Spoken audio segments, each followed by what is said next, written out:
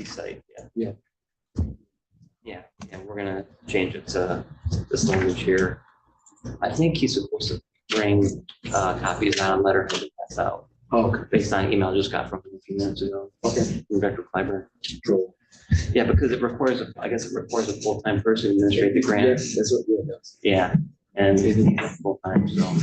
We want to be here. Yeah, exactly. All right, thanks.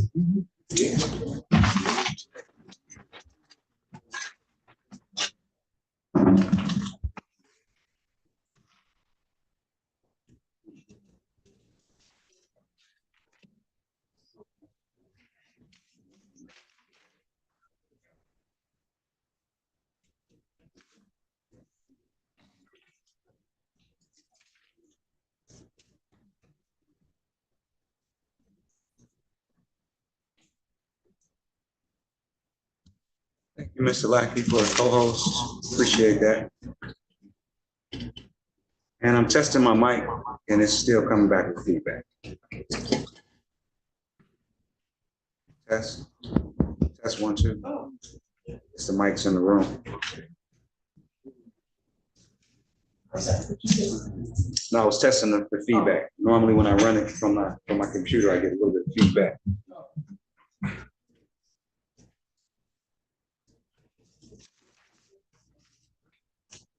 Mr. Bostic, you switched to time, is that what you were referring to? Oh, this is item.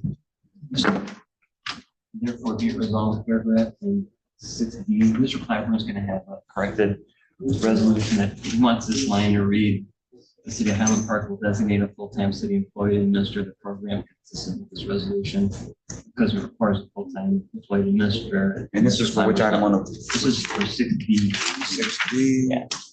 6D. I think news of the Spark came out. What's that? I'm wondering, is this the article that I read? My news feed is full. I don't get a chance to read them all. The Spark. Oh. This is the Spark grant, local Spark. It was in, might even been in Cranes or someplace else. Either that or it's in Bridge, Detroit, one or the other. I can't keep up with it. There's too much going on.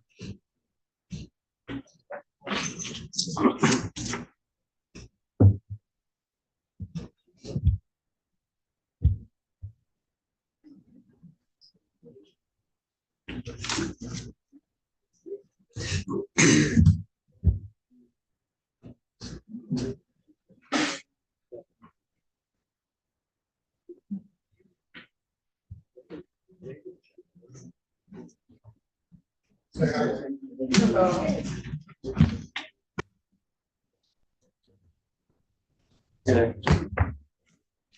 Oh, I'm just gonna leave it as it is, not switch it. What's that? Okay, so we're not gonna, all right. So we're not gonna do the switch. So we're just gonna leave it as is. Okay.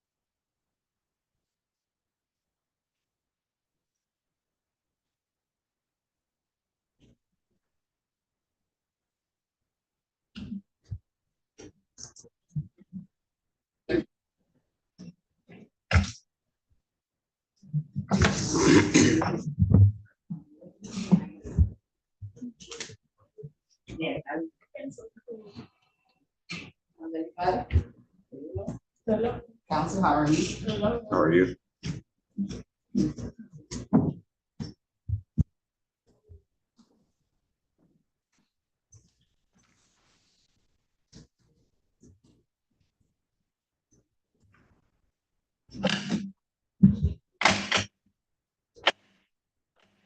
Good evening, ladies and gentlemen. It's my pleasure to welcome you to the Highland Park City Council in-person and virtual regular meeting scheduled for today, Monday, September 16th, 2024 at 7 p.m. We have nothing for opening ceremonies today, so I would ask our clerk to please call the roll for attendance. Councilmember Ashafi, Present. Councilmember Martin, Councilmember Manica. Here. Council Pro Tem Robinson. Present. Council President Thomas. Here, thank you very much. Moving on to item 3, the approval of the agenda. Members have had an opportunity to take a look at the agenda. The chair will entertain a motion related to the agenda.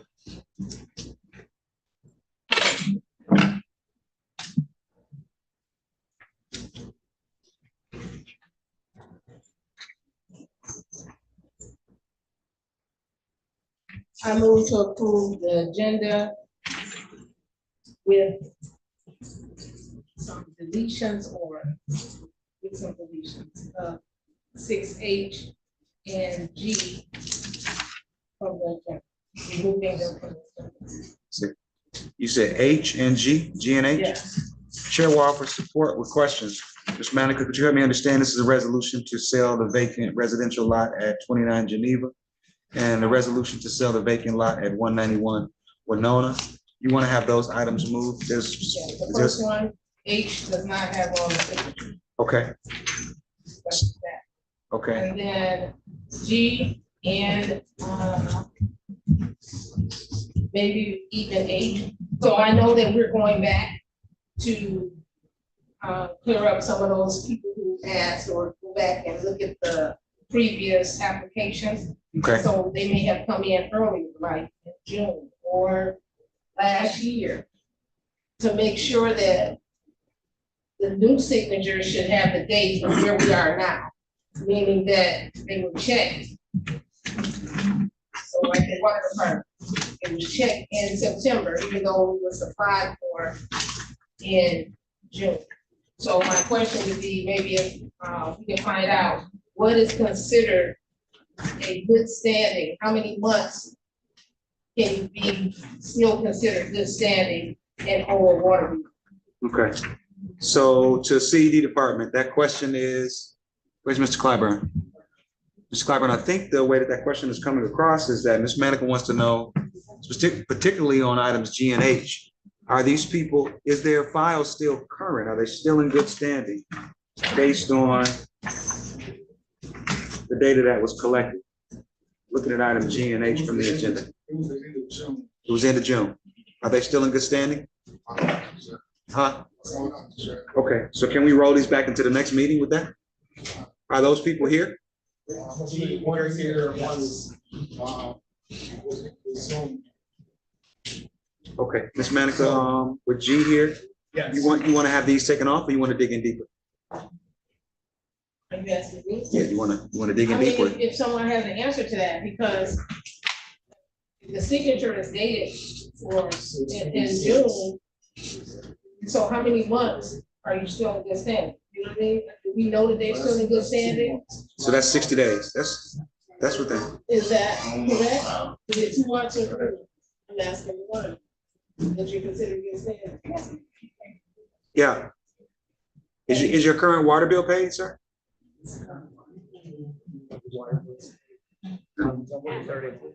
So everything is, so I guess that's the issue here, Ms. Manica. I want to just make sure since we're here and they're here that we dig into this. The only alternative would be to get it on the floor and hash it out. I see your hand, Mr. Ashaw. Council President, on both of these resolutions, the lots can be sold. Addresses, President, but it doesn't say what their address is and if they live next door to these lots.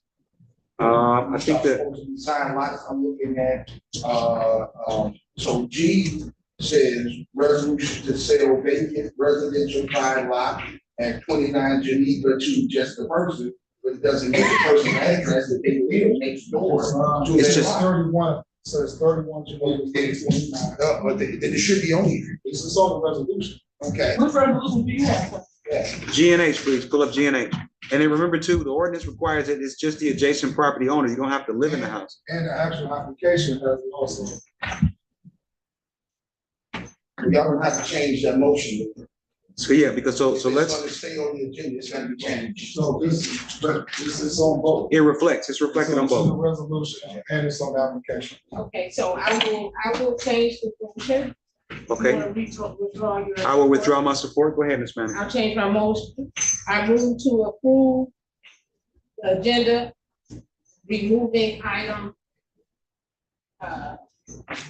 Is it H? H, 6H, because that one does not have a signature at all, Okay, and then we can still discuss, so that's my function. okay, I would offer my support for that. So we have a motion on the floor to approve the agenda as is with the exception of the removal of item 6H because the file is incomplete. Do we have any other additional questions, concerns? So would you call the roll, please, on the approval of the agenda, Madam Clerk? Councilman Shockey, Yes. Councilmember Martin, Councilmember Manica, Yes. Council Pro Tim Robinson, Yes. Council President Thomas. Yes, motion carries. Agenda is approved as it is. Moving on to item 4, the approval of the proposed minutes for the virtual and in-person workshop meeting on September 3rd, 2024. City Council, what's your pleasure?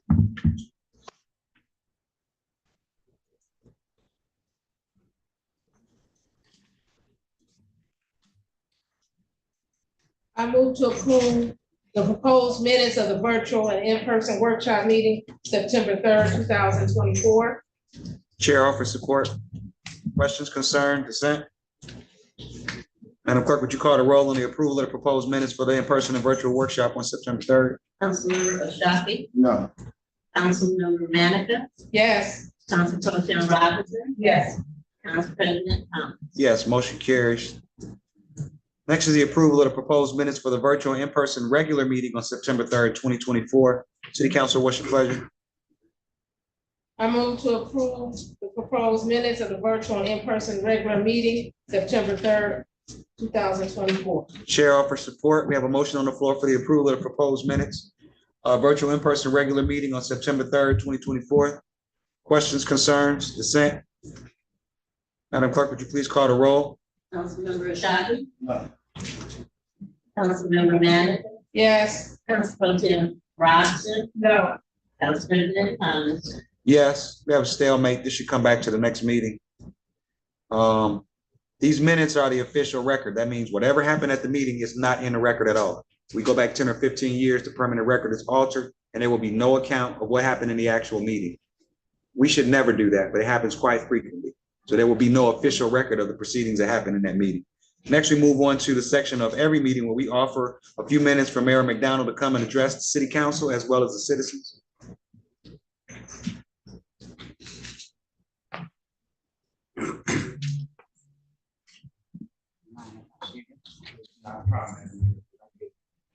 Okay. Well, good evening to the honorable body. Good evening. Good evening to the citizens. Good evening to my members. I have quite a few things. I promise I won't take more than 3 minutes to do. Saturday, on this Saturday coming up, September 21st at 12. City of Highland Park will host the first annual citywide block club rummage sale. That will be right out here on California and Woodward. All block clubs and citizens who want to sell items, you're invited. Bring your tables, bring your chairs, bring your items. It is free, there is no fee, and you can charge what you want for your items that you sell. Citywide Block Club Association is planning to clean up on September 28th. Thank you to council members that have submitted to purchase dumpsters for their district. If you are having problems, if you're having problems navigating the news website, please utilize the search bar or Housing Wide section. The PR director and IT director are working on how to video to help as well. They're working also to make it better and friendlier to everyone. A list of the most violated ordinances that affect your homes have started to go out. You might have received, some of you might have received them at your door already. I think we have 1,100 out already at doors. They're going door to door to make sure everyone gets them. Please read those ordinances.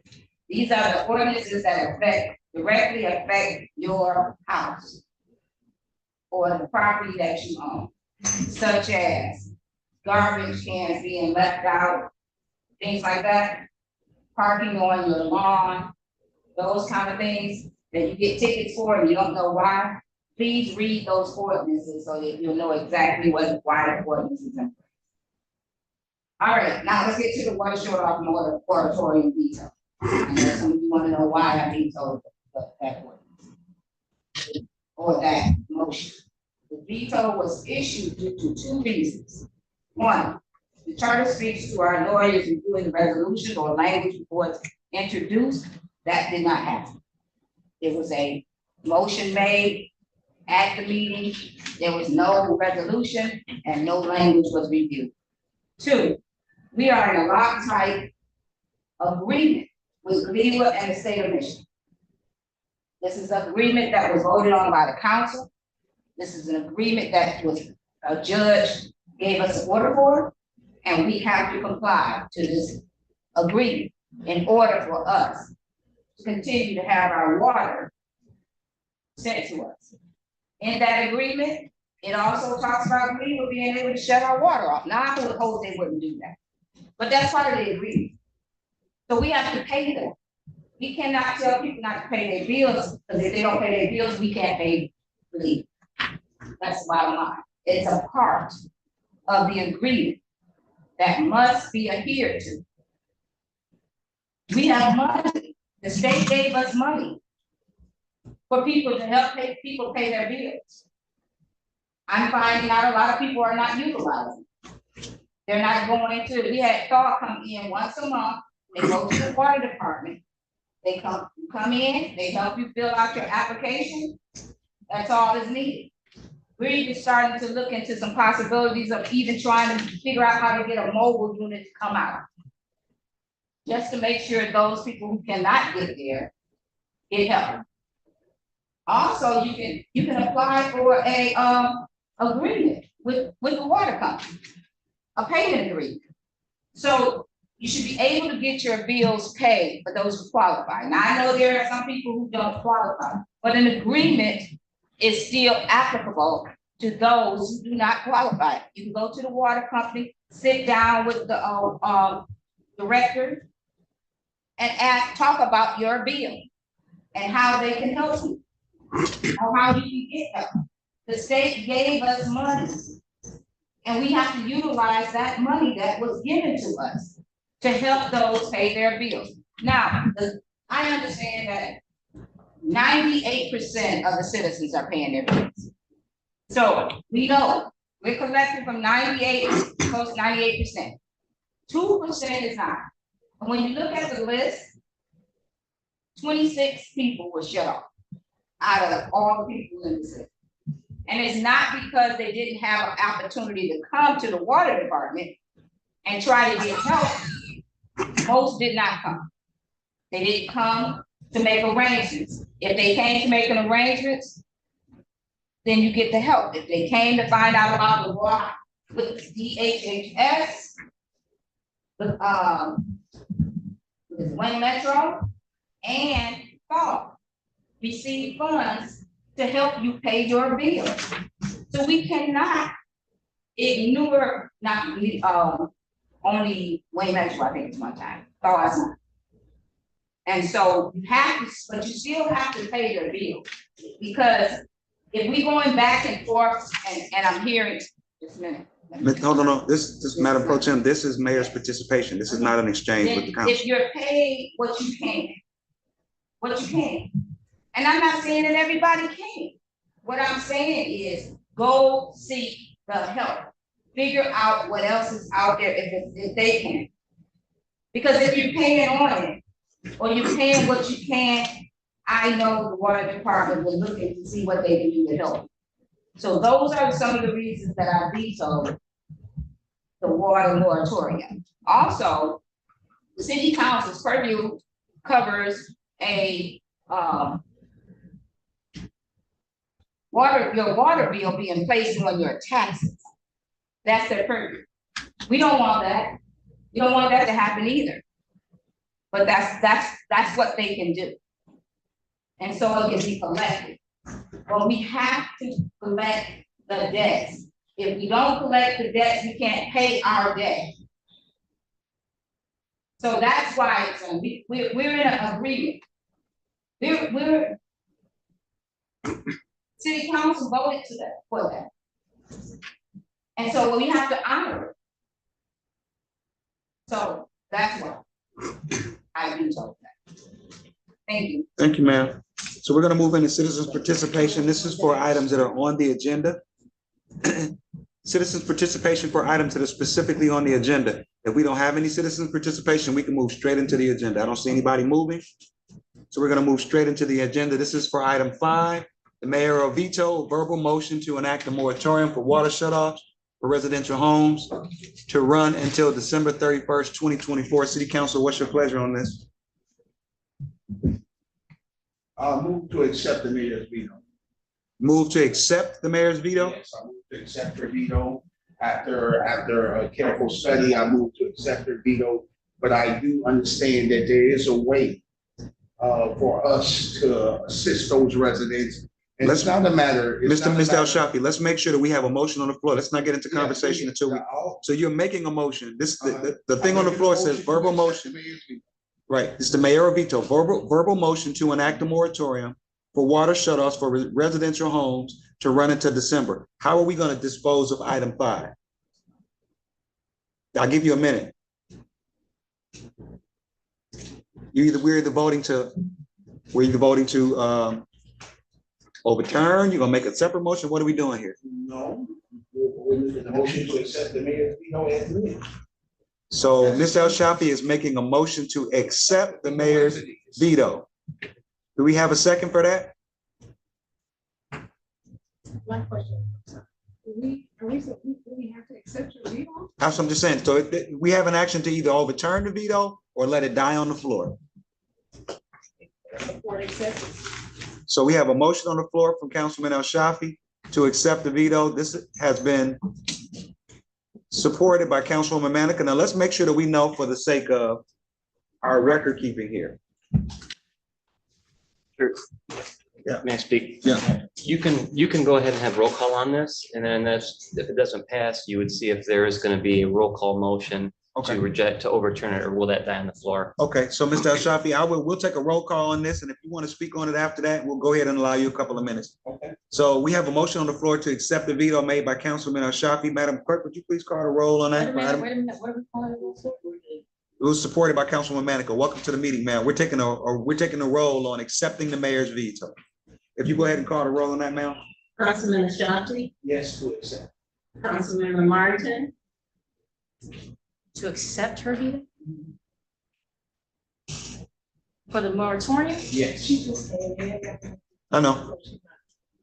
So right now, Ms. Martin, the motion on the floor, we have the mayor's veto. We have a verbal motion. The mayor canceled it.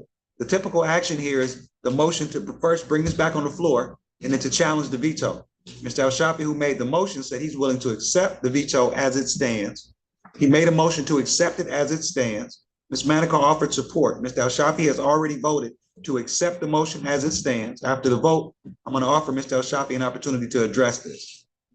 So right now, we're calling a vote on whether or not this council will accept the motion as it stands, and the vote is in your floor. It's in your seat right now, I'm sorry.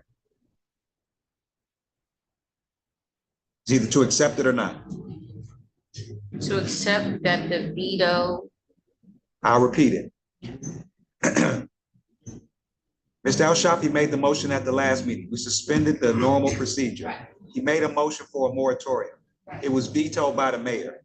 The mayor explained the reason for her veto. Mr. El Shafi decided, I'll accept that. He made a motion to accept it and to not challenge the veto. Ms. Manica, accept. Yes. Yep. Okay. yes. Okay. Councilmember Manica, Yes. Council President Robinson, No. Council President Thomas. Yes, motion carries. 4 out of 5 members decided to accept the veto. Mr. El Shafi, you made this motion. You had something that you wanted to offer? Yeah. So, in doing my little, research, the Gliwa deal is quite ironclad. So I understand the motion, okay, I understand the veto. But my concern is the people that are falling through the cracks. It was not my intention whatsoever to tell people not to pay their bills, okay? Highland Parkers don't play about their water, they pay their bills, okay? I'm talking about those people who are at home, who are unable to get to the water department, elderly people who can't get to the water department, they have nobody to take it. Mr. Square made a wonderful suggestion on the phone to me about maybe starting a mobile unit with the water department to go out to that 2% and knock on those doors and see if we can get those people signed up for either fall or we can get them signed up for Wayne Metro. I like that idea, you know, as long as we're not allowing people who don't know that this assistance is available fall through the cracks. I can accept the mayor's veto. Okay, thank you, sir. I'm gonna, Fine with that. yep, and I'm gonna share something and we'll move right on. I asked on Saturday, I don't typically ask anybody to do any work, but I reached out to Mr. Garrett on Saturday. What you see on the screen up here is the data that I asked for. I asked him, can you please give me the total number of metered accounts? It's 2,837. Can you make that a little bigger? I asked him for the total number of metered accounts. It's 2,837. The number of accounts tagged for shut off in the month of August. The number of accounts shut off in August, 24. And that shut off amount accounts for close to 2%. We rounded down. If we rounded it up, it will be 2%. So this is not a widespread problem. We're talking about of our 2,837 customers, 110 got a warning notice and 24 actually had to have somebody come out to their property. Somewhere between 1% and 2%. So the problem is not widespread. For those people who thought the problem might be widespread, it is not. And for anybody who had any concern about how commercial customers are being handled in this, whether you have a water bill, or let's say, for example, you have an enormous water runoff fee, this tax that's being applied. No property is exempt. If you're a property owner and you have a large water runoff fee, you have a lien on your property. That means you cannot dispose of your property. You can barely do any developments because you have this significant lien. Nobody is unscathed in the process. So you think about the Means Group, how large the Means Group is. If the Means Group decided not to pay their water shut off, their property has a lien on it in the amount of tens of thousands of dollars. I know personally what that's like. It means that you cannot sell your property. and it affects your ability to do development on it. But as I said at the last meeting, the city of Highland Park is being hit with a tax. Our water runoff fee is a tax. So let's not lose sight of the fact of what we're dealing with. Thank you so much for my members of council, so we can move on to the next item. You only showed 1 month. I asked for 1 month. So the assumption is that this month is no different than last month, no different than the month before. We're not going to see a large swing in the data. The data is consistent. So I asked for the last month because these trends, the data is typically consistent. Most people in Highland Park, like they said, 98% of people are paying. So we wanted to get some fine-tuned information. I asked for That number could increase as September, October, November, December, that number could increase. It's a possibility. so from 1% to if it multiplied times 10, if it was 10 times higher, it would be 10%. So we're going off if and assumption. No. I'm saying this is math. Right now, the numbers that the water department gave us for this month, which is no different than last month, they gave us a stat that said 98% of the people in the city with a metered account are paying on time. So we had a stat up here of 10%. I'm sorry, of 1%. Right. If the numbers were 10 times higher, it would only be 10%. Does that make sense? No, I'm not saying it doesn't make sense. I'm just saying we only saw 1 month. That is a cross-section of the data set for right now. Yeah. Okay, so we can move on to item 6 under community development. We're moving on to item 6A. This is a resolution to accept the Mishta MI neighborhood grant. City Council, what's your pleasure? I move to accept the resolution to accept the MSHDA My Neighborhood Grant. My Neighborhood. We have a motion on the floor to accept the resolution for the Mishta MI neighborhood grant. Chair offers support to Ms. Manica's motion. Any concerns, questions? Question, Go right ahead. anybody can explain? I'm off support. Chair. Already know this before. To explain it, we have the explanation right here in front of us. How would the grantees be selected? So it says eligible applicants. A nonprofit organization that is currently servicing the proposed community neighborhood within the state of Michigan. A public or private nonprofit organization must be organized to aid persons and families of low to moderate income. The applicant must have at least 1 full-time employee, cannot operate the agency via their principal residence, must provide a projected sustainable operating budget through fiscal year 2026, not included in the Mishta funded project. I don't understand your question. Who is the ministry? Who will pick the applicant? You understand May I that? speak? That's Mr. Burgess. Yes, Mr. Burgess, if you would. okay. The grant is similar to the My Hope grant that we are just winding down. And we plan to follow much of the same procedure with my neighborhood as we did with my grant. And that is, we will place notices throughout the city and on Facebook. We will set a time and a date to be that citizens can come and make applications. After we qualify the applicants, we will then have a random drawing and proceed up to the number of opportunities that we have. That's primarily how we did it in My Hope, and we'll do the same thing for my deal, for my neighborhood. Well, I understand that because I'm the one that pulled the names for the My Hope grant. That's why I asked the question. Yes, we'll do the same thing. Names again for this grant. Beg pardon? Are you gonna be pulling names again for this grant? Okay. That's correct. Okay. Any additional questions, Madam Pro Tem? Yes. So. I see you, Mr. that Shaw. the actual resolution says 12 eligible homeowners. How many actual applications or names will you put in the hat? I don't know how many will qualify. I don't know how many will qualify at this point, but all applicants who qualify will be placed in the hat. And then 11 or 12 of those will be drawn, and those will be the first ones that we go through to qualify for the loan. If they fall through, then we go back and pick some more after everyone has been notified. It is not, the one thing that we will make sure everyone has known this time, that you don't have to be present when the names are pulled. Thank you, Mr. Burgess. Mr. Ashafi, you had a question? Yes, is this the first time that we're receiving this grant? Mr. Burgess, did you hear that question? Is this the first time that we're receiving this grant? Because I remember something similar to this last year. That's why. I Yeah, asked the the My question. Neighborhood, this is the first time they have offered a My Neighborhood grant. We received a My Hope grant, which is the same as the My Neighborhood with the dollar amount changing. Okay, so, right, that's right. So, when the applicants are approved, does that come before council? Or is that something that the administration would do exclusively by themselves?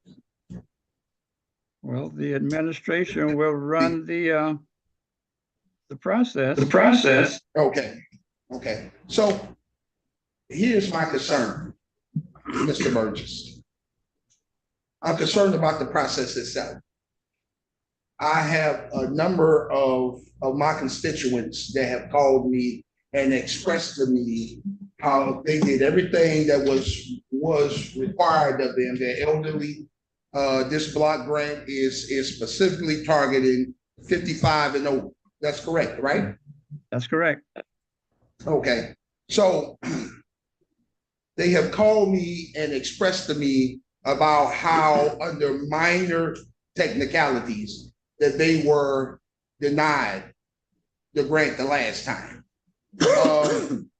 My concern is I don't see an overview of how the last grant was used. I don't see who was picked. I don't see what was awarded. I don't see what scope of work was done. And I don't see who the contractors are that did the work. You know, I'm concerned about the fairness of this process. I'm concerned about everybody getting a fair shake as opposed to certain people, you know, who may be your cronies or your friends getting first pick here, and then you sprinkle in a few people that are not your cronies and your friends to make it look like this process has been fair. I need a little bit more overview. So I'm going to ask Councilwoman Manica if I could get an overview of how this grant was done, if she could change her motion, and if we could simply table this item until the next council meeting so that we could get a more thorough overview of how this money was spent the last time and how this money is going to be spent this time, and what that process is going to look like this time around. I am dead set against any impropriety, anybody not getting a fair shake, and people are being favored over other people who are more in need. So I need a list of what you did last year. I need a list of who received the grant last year, how much they received, what scope of work was done, and who the contractors that did it. And please don't tell me that this is out of your reach. Hold on a second. Okay, I need more information if I'm going to vote yes. Hold on, before you do that. Okay, thank you, Mr. Al-Shafi. So for those of you who have their packets, if you turn, the members of City Council, turn to the last page, it says page 8. Yeah, under the next steps, it says, Mr. will review fully completed applications and notify applicants of determination by email within 30 days of submission. This is Mr. This is not the city of Highland Park. This is not a crony setup. It says Mr. But they're will leaving. review. Hold on a second, Mr. Al-Shafi. I didn't interrupt you one time. Yes, sir. Mr. will review fully completed applications and notify applicants of determination by email within 30 days of submission date. And an executed grant agreement anticipated within 90 days. All submissions will be evaluated based on the following criteria: eligibility, timing, consistency with one or more of the priorities within a corresponding regional action plan, feasibility, potentially selected components, need, impact on the proposed areas, geographical distribution, targeted activity, and population to be served, and agency capacity. A conference call, formal presentation of proposal, and/or site visit may be required by MISTA. As part of the deliberation process for final awards. Funding reservation amounts are determined by MISTA staff at our discretion and are contingent upon available funds, responses received, and scoring outcome. There is no gray area. There is no crony space. There is nobody within the city who can pick and choose who gets what. This is in the packet. We received this on Thursday in response to that. So Ms. Manica made a motion to, again, we're talking about free money that is coming to the city. And we cannot nitpick our way through it. It's right here on page 8 of the packet that was sent out to us last week. Okay, so if I'm allowed to. Ms. Manica has her hand up. You had your turn. I had mine. Ms. Manica, go ahead. That's all I had to say. The instructions, the answer to that question is right here on page 8. Okay, Ms. Manica. In response, Mr. Shafi asked me to, I think, change my motion. You added some other stuff in there, and I think you were just asking me to change my motion. But I do want to respond or just add this bit that I think it should be approved. Mr. Thomas, President Thomas did point out on page 8 that Mr. pretty much has the last say. I think it's the part before there. So just to offer to administration some possibilities to put down on what you are asking or you suspect is that we go by who, instead of doing the pulling of the hat. I think that's questionable. Am I correct? Are you questioning that? Okay, so. That might be I'm questionable. asking you, are you Yeah, questioning yeah, that? so, Okay, so Ms. let me, Manica, I'm simply making a statement that I get the fact that Mr. reviews the applications. I get that. But they're leaving it to the city to collect those applications, to decide who goes forward and who stays behind. okay. Once that happens, then Mr. reviews the applications that were sent to them by the city. So I'm concerned about what happened with the last grant. How was it processed? How was the money spent? Who received the money? I'm not asking anything that is outrageous and out of line. I'm just curious because we didn't get an update from the last grant, and here we are with another grant somewhat similar to the same thing. Okay. So I'm simply asking for more information. And I don't believe that I'm asking too much in that situation. Okay. Now, some residents may feel Mr. I'm Shafi. asking too much, but No, I don't feel like that.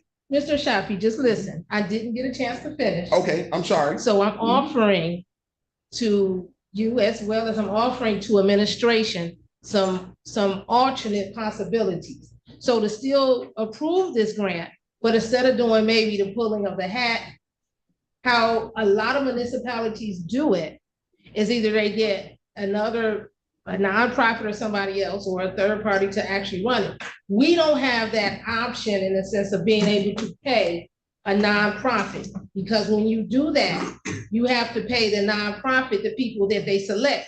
So for example, if we was to say to Thaw, or we would say to Wayne Metro, hey, we have this grant, we don't have the people to actually facilitate it and do all these extra steps. Can you do that for us? We would have to end up taking money out of the grant to pay them. So if they hired 5 people, you would have to pay those 5 people to do this work. So right now, the city is actually doing the work themselves, which is fine, because I think it can be done.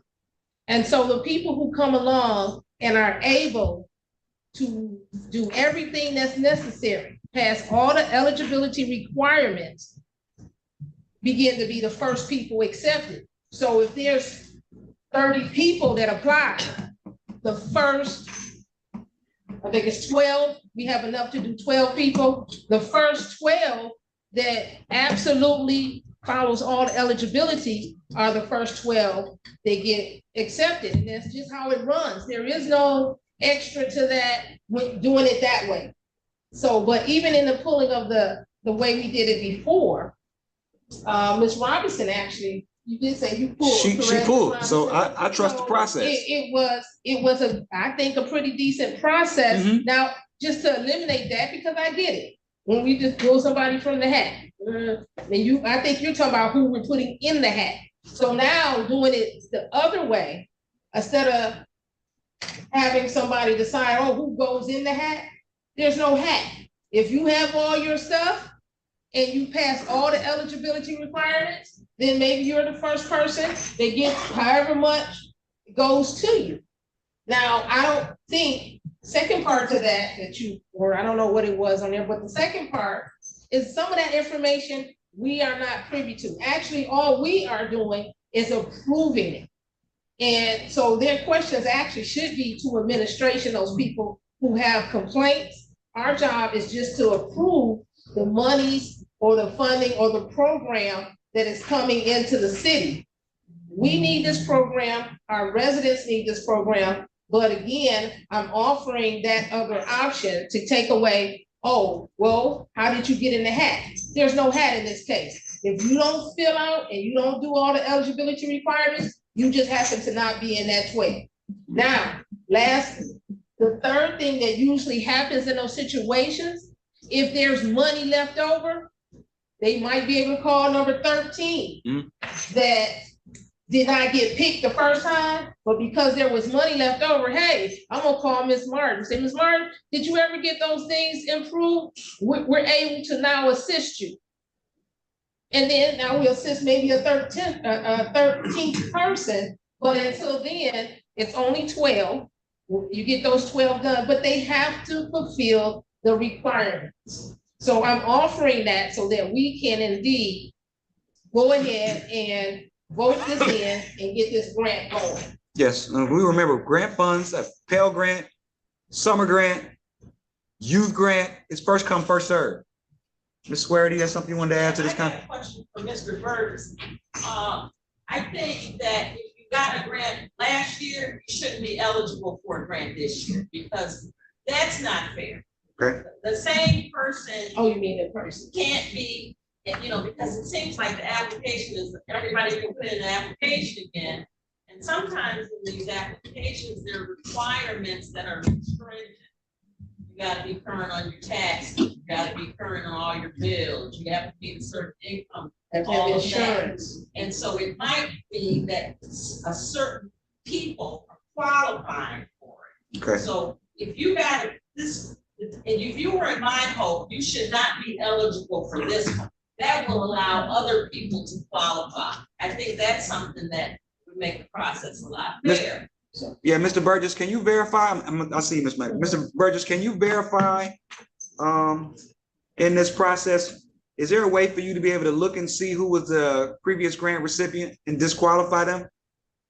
Yes, we know the names. Okay. But now, Well, okay. now, may I speak? Please. For just a moment. Pro Tem Robinson made a request to the mayor for a report, a comprehensive report on all the things that we are talking about. I personally wrote that report, sent it to every council person, so you have seen the process that we followed up until now. So we said that we are going to do the same thing over again. It is a requirement by Michener that the candidates must be randomly selected. There's no other option to that. So when we put everybody's name on a sheet and put it in a hat, their name, the same as you play lotto or what have you. And I called up a Pro Councilman Robinson to pick the names out of the hat. And you have a report in your hand that you've had, I believe since March, that gives the procedure. I would recommend highly that you would not delay are receiving this grant because one, we have promised it, because we were late. It didn't fall in time for the last meeting versus this meeting. And I got a note today. When are you going to send me the city council acceptance of the grant so we can move forward? So by all means, don't take it away and not accept it tonight. Okay, thank you, sir. Ms. Martin, I see your hand. Yeah, can you call the roll? Yep. Madam Clerk, would you please call the roll on item 6A, resolution to accept the Mishta in My Neighborhood grant? We have a motion on the floor by Councilwoman Manica, supported by the chair. If you will call the roll on item 6A. Councilman Ashafi, No. Councilmember Martin, Yes. Councilmember Manica, Yes. Council Pro Tim Robinson, Yes.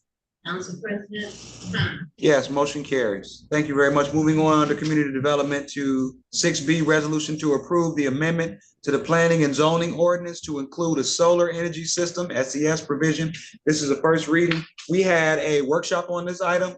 We've had this body before us to discuss it. The chair will entertain a motion on this first reading. I believe we've all seen this on multiple occasions. So the chair will entertain a motion on item 6B, resolution to approve the amendment to the planning and zoning ordinance to include a solar energy systems provision. It's our first reading. I move to accept the first reading of the resolution to approve amendment to planning and zoning ordinance to include a solar energy systems, SES provision. Chair will offer a second. Do we have questions, concerns? Yeah, Council President, this is the first read. Who's reading? Go right ahead, sir. Oh, no, sir, I didn't write it. No, sir, I didn't write it. I wasn't consulted on it, so whoever wrote it should read it. It's got to be read into the record. Those are the rules. It's got to be read into the record. If it's a first read, it must be read. This is part 12 of planning and zoning. Title 6, zoning general provisions of the chapter 1262, the definitions, the meaning of the words and phrases. Solar energy systems, a device, array of devices or structural design feature, the purpose of which is to provide for generation and or storage of electricity from sunlight, or the collection, storage, and distribution of solar energy for space heating or cooling, daylight for interior lighting or water heating. SES units include the following: building integrated SES. And SES is an integral part of a primary or accessory building or structure rather than a separate mechanical device, replacing or substituting for an architectural or structural component of the building structure. Building integrated systems include, but are not limited to, photovoltaic, BIPV, or hot water solar energy systems that are contained within the roof material, windows, skylights, awnings, fences, or walls. Dual use. I'm not reading the numbers here. We got 1262 XY. The numbers on the side, it represents the actual numbers that are going to be placed in the ordinance. That doesn't need to be read. Dual use SES. This is a solar energy system. Subtype designation may be applicable when the design of an SES increases the overall productivity of a property by means such as using vertical clearance to enable vehicle parking underneath the SAS. We're talking about a solar powered canopy, a carport or canopy above a parking lot or parking spaces. Land management or the conservation practices listed below. These types of SES are encouraged, but may not require deviation from the city during the special land use review process. Example, if proposed grass or planting height or landscape plans conflict with the city or other requirements. Under that same dual use SES, item A, agrivoltaic, solar sites that combine raising crops for food, fiber, or fuel and generating electricity within a projected area or maximum land use. Conservation cover. B, solar sites designed in consultation with conservation organizations that focus on restoring native plants, grasses, and prairie within the aimed at protecting specific species, example, bird habitats, or providing specific ecosystem services, carbon sequestration or soil health. C, pollinator habitat, solar sites designed to meet a score of 76 or more for the Michigan Pollinator Habitat Planning Scoreboard for solar sites. Alternatively, the Tier 2 pollination scoreboard developed by the right-of-way as habitat working group can be used to evaluate pollinator habitat and management practices. General amount of SES. An SES mounted on a rack or pole that is balustered on or attached to the ground, and the system is accessory to the primary use. Ground mounted SES, principal use. a solar voltaic system mounted on a rack or pole that is ballasted on or attached to the ground and is the primary land use for the parcel on which it is located. Repowering, in addition to repairing or replacing the SES components to maintain the system, a principal use SES may at any time be repowered by reconfiguring, renovating or replacing the SES to increase the power rating within the existing projected footprint. A proposal to change the project footprint of an existing SES may be considered a new building application subject to the ordinance standards at the time of the request. Roof mounted SES, an SES mounted on racking that is attached to or ballasted to the roof of a building or structure. Solar panels are fixed on the roof or the carport structure or mounted on a freestanding canopy or pergola are roof mounted SES. Solar access, unobstructed access to direct sunlight on a lot or building through the entire year includes access to a cross adjacent parcel, air rights for the purpose of capturing direct sunlight to operate the SES. Solar voltaic or PV, a system of SES that uses semiconductor material to convert solar energy directly into electricity. The primary components of this type of SES are solar panels, mounting devices, inverters, and wiring. Components may also include cleaning mechanisms and sun tracking sensors and mechanisms, etc. Solar thermal systems, a type of SES that converts sunlight into heat. Examples include, but are not limited to, solar hot air systems, also referred to as solar air heat or solar furnace, or solar hot water systems. Solar rights, easements of direct sunlight, solar access may be acquired over the land by another, may be legally obtained by expression of grant covenant. So cross references. We're moving into the next section of cross references. Chapter 1264.12, major use groups of SES, solar energy systems. Part 12, planning and zoning. Title 6, zoning provisions of the chapter 1264.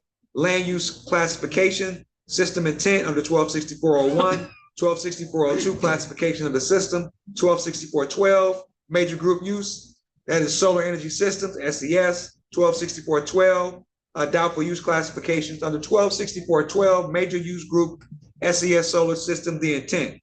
The City of Highland Park Solar Energy Systems Ordinance intends to, 1, provide a renewable, abundant, local distribution, resilient and non-polluting energy resource. 2, decrease the cost of energy. 3, improve quality of life for current residents while also protecting the public health, safety, and welfare. 4, protect property owners' rights to construct SES in all zoning districts and protect legal permissions from landlords to tenants. 5, encourage and support environmental site design through conservation and preservation in places. Example, woodlands, wetlands, cultural resources that should not be disturbed. 6, increase employment and business development in the region by furthering the installation of SES. This ordinance does not prohibit the sale of excess power through the net billing, net metering, or net credit or other arrangements. In accordance with Michigan laws overseen by the Michigan Public Service Commission, MPSC, or any other federal statute, administration of this SES ordinance is to be jointly executed by municipal City Highland Park departments who will each have unique responsibilities for specific aspects of its implementation. These departments include the Department of Public Works, Building Department, Department of Engineering, Department of Community and Economic Development, and or the Planning Department and Fire Department. B, permitted uses. Solar energy systems are permitted as, these are SES types allowable due to zoning. Accessory use, roof mounted. I just read this, so I'm just repeating. Roof mounted, principal use ground mounted, principal use ground mounted, less than an acre, 1 acre or more, principal use ground mounted any size. The allowable zones consider all districts, all non-residential districts, all non-residential districts for ground use of greater than an acre, for all residential uses. Under section C, hold on a second. I'm making sure that I'm not reading redundant material. Under section C, use standards, roof-mounted building integrated SES. The roof-mounted solar energy system shall comply with applicable state and local fire codes to ensure emergency access to roofs, provide pathways to specific areas of the roof, provide areas for smoke ventilation, and provide emergency egress to the roof. Cannot exceed the height of the underlying zoning district to produce more than 6 feet above the highest point of the roof to which it is attached. If the building is already at height limit, the SES height variance request cannot exceed 6 feet of the allowance. C, all exempt from screening requirements. D, solar panels cannot protrude beyond the edge of the roof. E, solar panels are fixed on a roof or carport structure or the pergola type of freestanding canopy or all roof mounted systems. SES, both types of freestanding structures. SES can be used for accessory uses. Under F, SES carports do not count towards the maximum percentage of lot coverage. New carts in commercial districts should consider the height for emergency vehicles, clearance under carports, tilt, snow, and sheet or shed, provide different heights of restrictions for photovoltaic collections associated and structural sources. We're gonna move on to ground mounts. I'm gonna pass it on to you, Madam Pro Tem. If you were paying attention, you could pick up where I left off. Go right ahead. Under ground mounted SES, and we'll rotate around through the rest of the members. There are 5 of us. We're all gonna read this. Go right ahead, Madam Pro Tem. Right, I'm not gonna read it. It needs to be ready to the record. I'm waiting. So we can pick up right under ground mounted, double I, if somebody will pick up right there. Ground mounted SES. Thank you, Ms. All Martin. zoning districts cannot be located clearly than 10 feet to any principal building. If the electrical code requires a large horizontal separation from any SES equipment, then use that distance. Number 2, must be a setback at least 8 feet from any side or rear property line. 3, cannot exceed 15 feet in height at maximum tilt. Taller structures not to exceed the maximum height of the underlying zoning district may be considered by planning commission as a special land use. 4, are exempt from lot coverage and impervious surface requirements if the area under the system contains vegetative ground covering. 5, fencing a principal use SES covering 1 acre or more shall be secured with perimeter fencing to restrict unauthorized access. If the electrical code requires fencing around other SES equipment or systems of smaller footprint of land, then electrical code shall overrule the 1 acre threshold. A, fencing is not subject to setbacks. B, whenever installing around a principal use SES, perimeter fencing shall meet the minimum fence height requirements as outlined for business properties in Part 14, Building and Housing Code, Title 6, Miscellaneous Building Regulations, Chapter 1460, Section 09-14609, Barber wire. C, note that per electrical code, if no barbed wire is installed on top of a 6-foot tall fence, the fence height shall be minimum of 7 feet tall, but shall not exceed a maximum of 9 feet in height. B, residential zoning district. Number 1, accessory use SES must be located in the rear or side yard unless they are screened per subsection. Below, then the SES may also be located in the non-required front yard. This provision is not applicable to principal use SES. Number 2, principal use SES do not have the rear and side yard requirement, but a landscape screen may be required by the planning commission to screen from lots and side public rights of right-of-way as applicable. Number 3, when located within the non-required front yards in residential districts, a landscape screen may be required by the planning commission to screen from lots and side public right-of-way as applicable. Number 3, the use standards and applicable to all SES. A, applicable all SES applications must include site or plot plan. Whenever is required for zoning compliance review or city required permit, applications for roof mounted SES must include horizontal and vertical elevation drawings that show the location and height of the SES on the building and dimensions on the SES. A SES used to power a single device or a specific piece of equipment, such as a lawn ornament, lights, weather stations, thermometers, clocks, well pump, or other singular devices is exempt from the SES ordinance requirements. B, anchoring. Sealed engineered drawings must be submitted detailing how the SES securely anchored to the ground for a permanent roof structure to meet the state of Michigan frost laws, a minimum of 42 inches below grade. C, ground cover, a ground-mounted principal use SES covering 1 acre or small, included the installation of perennial ground cover vegetation maintained for the duration of operation until the site is decommissioned. How do you pronounce that? Decommission. There we go, decommission. You're reading next then. The application shall include a ground cover vegetation establishment and managed plan as part of the site plan. One, a SES utilizing a, These are agrivoltaics. say that again? Agrivoltaics. What is that? Agrivoltaics. What is that? That is solar panels over farmland. It's very common. Agrivoltaics. Got it. Is exempt from perennial ground cover requirements for the portion of the site employing the dual use practice. Number two, project sites with the majority existing impervious surface or those that are included in a brownfield plan adopted under the Brownfield Redevelopment Financing Act, PA 38 of 1996. As amended, are exempt from ground covering requirements. This site must comply with the on-site stormwater requirements of the ordinance. D, land clearing, land disturbance or clearings shall be limited to what is minimal necessary for the installation and operation of the system to ensure sufficient all-season access to the solar resource given the topography. What is that? What is that? Anybody know what that is? Tell me. What is that? You tell me.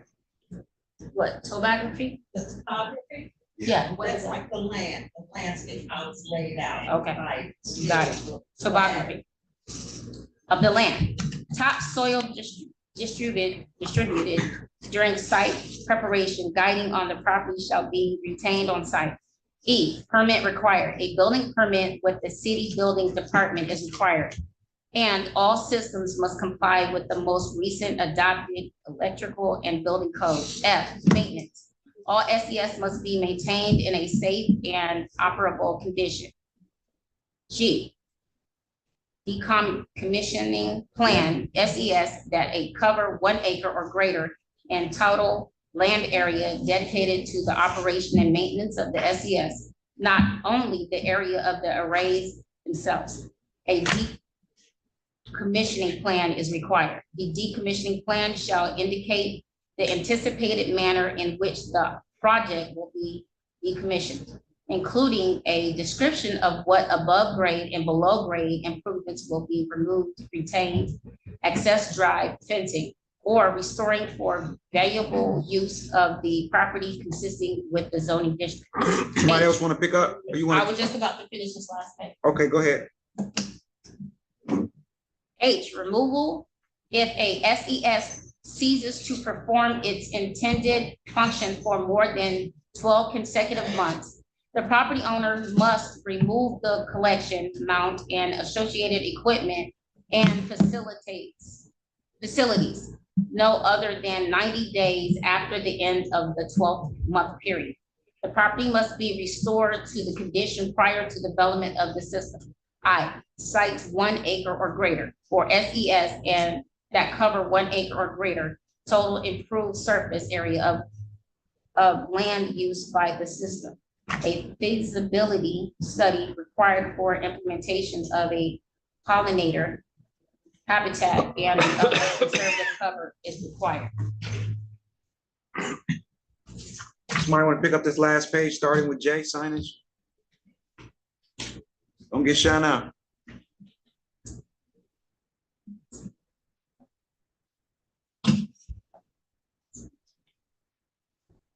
This is a first read, ladies and gentlemen. Somebody suggested that we read it. Somebody suggested that we read it. Why don't you go ahead and close us out, Mr. Al-Shafi, under J?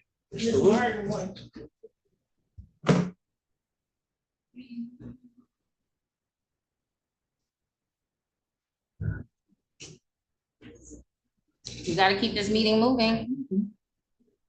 Are you gonna read it or no, Mr. Shaw? I am. Okay, J, signage. The area of any signage should be consistent with the zoning district and shall meet the setback, illumination, and materials, construction requirements of the district for the project site. K, solar rights. Number one, the city of Highland Park recommends that all proposed SES have a solar access sensitivity analysis performed by a qualified professional for the specific proposed location and orientation or orientations of the proposed SES. The purpose of the solar access sensitivity analysis is to A, determine if there are any existing obstructions that will reduce SES power generation. Examples of obstructions include, but are not limited to, existing buildings, structures, and tall plants and or trees. B, determine if and to what degree future development or plant growth scenarios on adjacent properties could impact solar access. Quotes, particularly any adjacent parcels to the south, but also adjacent parcels to the east and west. Under B, there is a number one, analysis for future conditions should assume the quantity and height of possible plant growth located a few feet past the adjacent property line has increased significantly, which is quite possible over the lifespan of an SES. PV panels made in 2023 often have predicted lifespan of 30 years, and the lifespan of future SES technologies or other types of SES may be significantly longer. Number two, under B, analysis for the future conditions should assume that the adjacent parcels listed above are developed with buildings or accessory structures that are the maximum height allowed in the existing zoning district and at the minimum associated setbacks. Three, under B, note that the city of Highland Park zoning map determines what zoning district each parcel resides within, but the zoning districts may change over the course of time. Whether a sensitivity analysis is performed or not, the developer of an SES must either, one, accept all risks with regard to losing solar access slowly or all at once at some future unknown point in time, or two, pursue the easement options described in detail below. Two, under solar rights, easements of direct sunlight may be acquired over the land of another by legally obtaining an express grant or convenient as set forth below. A, the originator of the easement is required to submit a notification to the city if there is a solar access easement being sought by a property owner or solar developer. Notify affected neighboring property owners in writing 10 days before. Provide the opportunity for a hearing if requested, and request recordation, what is that? What am I saying? Did I say that right? Yeah, recordation of Okay. such easement. Of such easements on burdened and benefited property deeds by the city building department. Any instrument creating a solar right easement to maintain solar access may include, but the contents are not limited to, the following. One, a description of 3 dimensions of the easement expressed in measurable terms such as vertical or horizontal angles measured in degrees, or the hours of the day on specified days during which direct sunlight to a specified surface of a solar collector, device, or structural design feature may not be obstructed, or a combination of these descriptions. Two, the restrictions placed upon vegetation, structures, and other objects. which would impair or obstruct the passage of sunlight through the easement. 3, the amount, if any, of permissible obstruction of the passage of sunlight through the easement, expressed in measurable terms, such as a specific percentage of sunlight that may be obstructed. 4, the provisions for trimming vegetation that would impermissibly obstruct the passage of sunlight through the easement, including any compensation for trimming expenses. 5, any provisions for compensation of the owner of property benefited from the easement in the event of impermissible obstruction of the easement. 6, the terms or conditions, if any, under which the easement may be revised or terminated. 7, if either party believes their recorded solar rights have been impeded, then the cause would be brought before the zoning board of appeals. If either party is seeking negotiation or arbitration with regard to impeding the terms of solar rights, a neutral third-party analysis and report by the qualified professional is required. In the zoning board of appeals workshop to review the third-party report findings include the planning department, building department, CED, and the city's legal counsel, which has structural oversight. Thank you, Ms. Manick. I'm gonna stop you right there. For future reference, the person that calls for an ordinance to be read into the record will be the person who starts the reading. No, that's not the rule. No. I'm saying as chair, the person who asked for it to be read into the record, Sir, there's gotta be the voted on. person who calls for the record, I'm gonna That's gotta turn be the voted floor on, over Council to you. President. Because we don't have It's a gotta be voted on. parliamentarian. That's We the don't have a requirement. parliamentarian. That's the requirement. We don't have, right, it's a for the requirement. ordinance. You have And to read make sure that into we the do record. it, the person who brings it up to the table should be the person who reads No, too. sir. No, sir, that is not the requirement. Okay, in order to adhere to that requirement, the person who brings it up to the table will be the person who calls to the read. Madam Chair, would you call a roll on a resolution to approve the amendment to the planning and zoning ordinance to include the solar energy system provision? We had a motion on the floor by Councilwoman Manica, supported by the chair. Thank you, Ms. Martin. Thank you, Ms. Manica, for your assistance here. Would you please call the roll on item 6? For the first reading, yes, for the first read. Would you call the roll on item 6B? Councilman Ashafi, No. Councilmember Martin, Yes. Councilmember Manica, Yes. Council President Robinson, Yes. Council President Khan. Thank you very much. Yes, we're going on, moving on to item 6C, resolution to approve McKenna to provide general provision, professional and technical advisory service and reimbursable service under the memorandum of understanding between the city of Highland Park, the Michigan Department of Treasury, and the State Land Bank. City Council, what's your pleasure? I move to approve McKenna to provide general, professional, and technical advisory services and reimbursable services under a memorandum of understanding between the city, Michigan Department of Treasury, and the State Land Bank.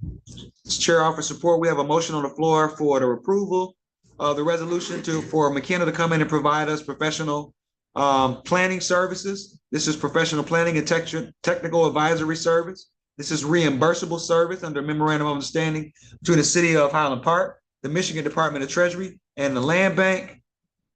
Madam, would you call the roll? I have some questions, Council President. I didn't see your hand. I have some questions.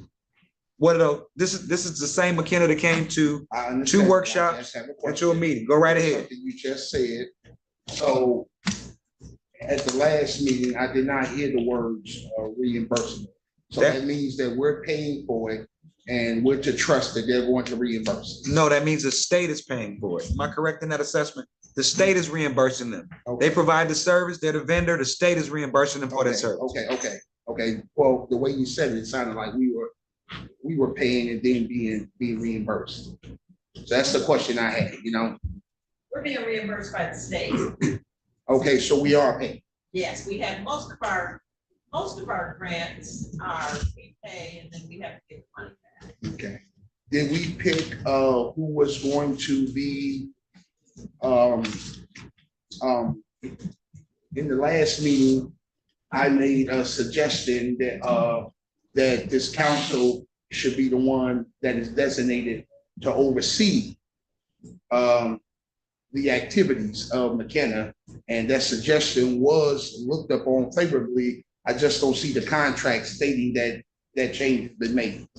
That is in violation of the charter. I'll pull the charter up. Once this vendor comes in, they work for the city administration. The charter has specific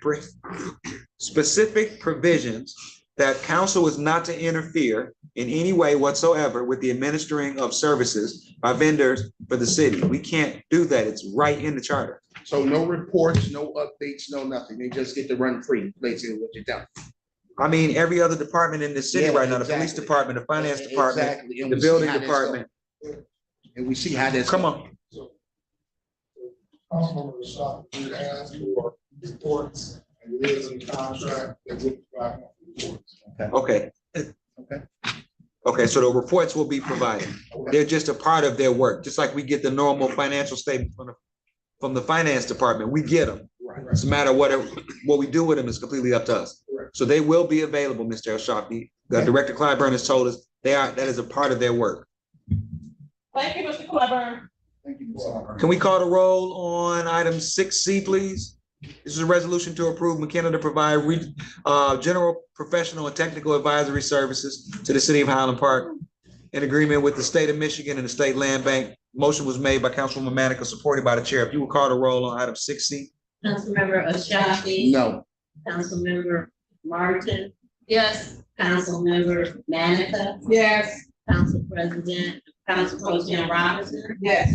Council President Khan. Yes, motion carries. Moving on to item 6D, resolution for the acceptance of the local government energy program, LGEP, Community Spark Investment in Transformative Energy, C-Site, application to the U.S. Department of Energy, DOE, by the City of Highland Park's Community Economic Development, CD Department. We have a motion on the floor for item 6D, resolution to accept. Go ahead. I'm sorry, Ms. Manick, I interrupted. I just said I move. I move to support. So there's a motion to approve the resolution made by Councilwoman Manica. The chair will offer support. Again, this is a resolution for the acceptance of the local government energy program, Community Spark Investment in Transformative Energy application to the U.S. Department of Energy by the City of Highland Park's Community Economic Development Program. Department, Councilwoman Manica has made a motion. The chair has offered support. Mr. El Shafi. This particular item has a deadline on it, doesn't it? Sorry, I couldn't hear you. Has what now? This particular item has a deadline on it, doesn't it? The 20th of this month. Yep. To accept it, right? Yep. It told us at the last meeting, these things come in Okay. whenever they come in. That's not a problem. My question and concern is the administration has told us on several occasions that we cannot put two items in one resolution, but here I'm looking at two items. Not only am I looking at the item to accept the grant, which I don't have a problem with, but I'm looking at another item to also hire Carlton Clyburn as full-time with a salary increase of $55,000. Is that correct? So it sounds as if, since we can't afford to hire a full-time CD director, I understand that. that the state of Michigan is gonna supplement the salary, so we have a full-time Okay. CD director. Okay, I understand that. But again, this is two items in one resolution. I would like it split. You'd like it split. Yeah. That's not how it comes. The grant is, I'm sorry, sir. Y'all have told us on a number of occasions, me and Council Pro Tem, we have had multiple for it. things on resolutions. go for it. And you have told us that we cannot put multiple things on one resolution. Here I'm looking at a multiple item on a one resolution. I got no problem with either, but you set the standard, you set the rule, and now you're breaking that rule. Mr. Clyburn, this is an opportunity for you to go in and provide some. I see your hand, Ms. Manica. Go right ahead. I just wanted to know where you at? Where did you see that? Yeah. I missed that. All I see This is is for- Council Pro Tem, No, where is it in the resolution? You just said it's in here. right here. Show me. I'll tell you, right here on the last, This one? Mhm. It says now therefore be it resolved that Carlton Clyburn, CEP Director, is Is designated as the full-time full-time city employee to administer the program consistent with this his, resolution. right. with So this where's resolution. the salary for 55,000? Where's that at? Oh, that's in the packet here. Okay, let's turn right Which to I it. had a Let's lovely go right to it. opportunity to read. Let's go right to it. Show me the page.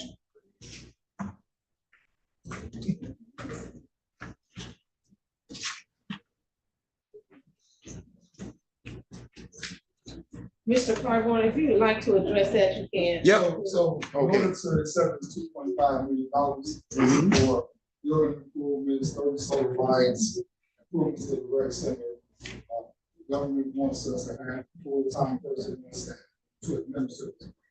And you're part-time currently. I'm part-time currently. Yeah. So if I was to go full-time, it would be a budget amendment, we would come back before the council to make that budget. So what you're saying is the Department of Energy and these other partners are willing to give, they're willing to supplement, basically to stipend a department in the city. 2.5 million for those, But they're trying, in order to make sure that they have somebody to administer it, correct. they're willing to take a part-time individual that works for the city and stipend them into that role. You can say that, and it's also the fact that with this money, at least somebody has to have oversight, is full-time to administer this. Okay, Mr. El Shafi, what's your issue with that? Again, I have no issue with that. You have two items on this agenda. That second item's not on the floor. You The have two second item items is not on the this agenda, floor. And it should have been That- broken up. no, the second item is not on the floor. All we're doing is accepting the grant, and as part of the grant, that is in there. It's not two items, it's just one. There has to be a budget They amendment. have to So bring it we're back. accepting the grant, and we're hiring full-time for the CD director. That sounds like two to me.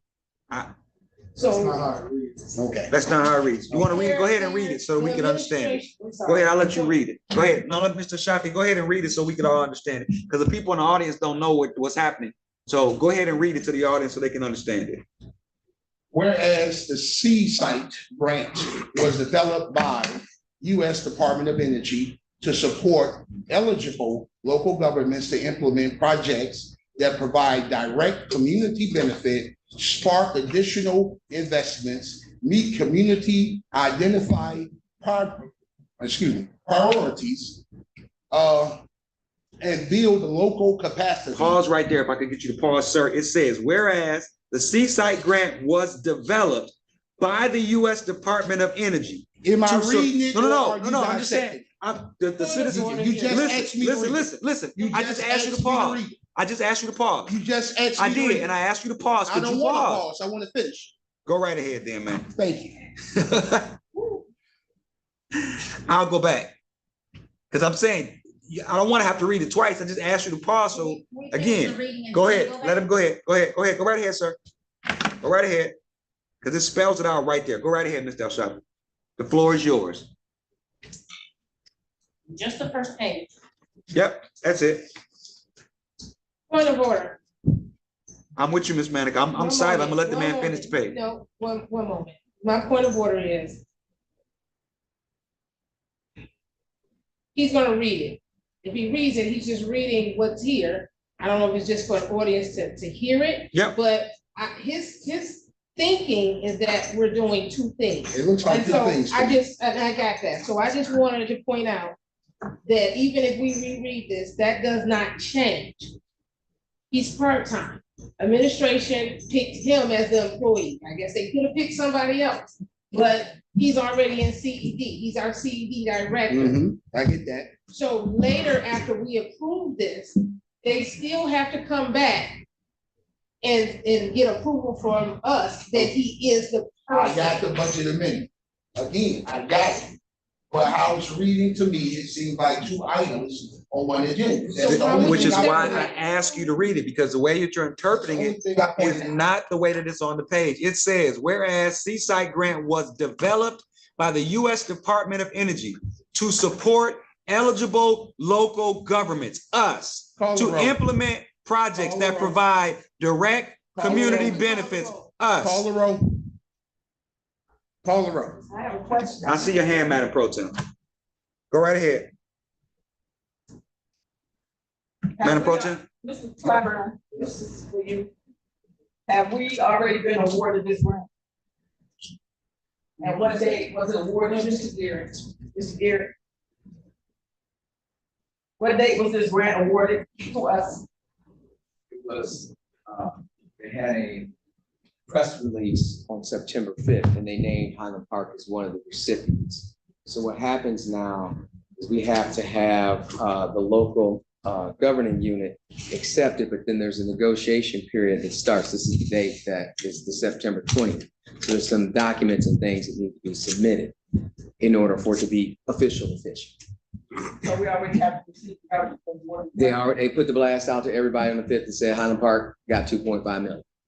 Now, that was kind of a problem because we hadn't come here yet, but they asked, did we want to participate in the press release? And I said, no, because it has to come to council. But I can't stop the Department of Energy about, putting it out there to get their, to do what they do. So that's why we're here discussing it now. But again, September the 5th, when we were reported and they did that big blast, why you didn't have a meeting for us to hire Mr. Carlson full time, so we go forward? I'm not involved in the Carlton hiring. Okay, well then that's the question to Carlton, that's what I called first. This question, Mr. Boss. You said why we didn't come to you before that happened? Right after the 5th, when the grant was awarded and we got blasted like, ooh, celebrate Highland Park. Your question saying why we didn't come? Yes. We come with now. We took the time. Always at the last minute, though. Last It minute, is we came to the last minute. Our last meeting was September 3rd. It was on a Tuesday. This happened after the last meeting. Whoa, like you could have called special meeting. So how do you? All special meetings just for that. Why not? And explain everything to us. Why not?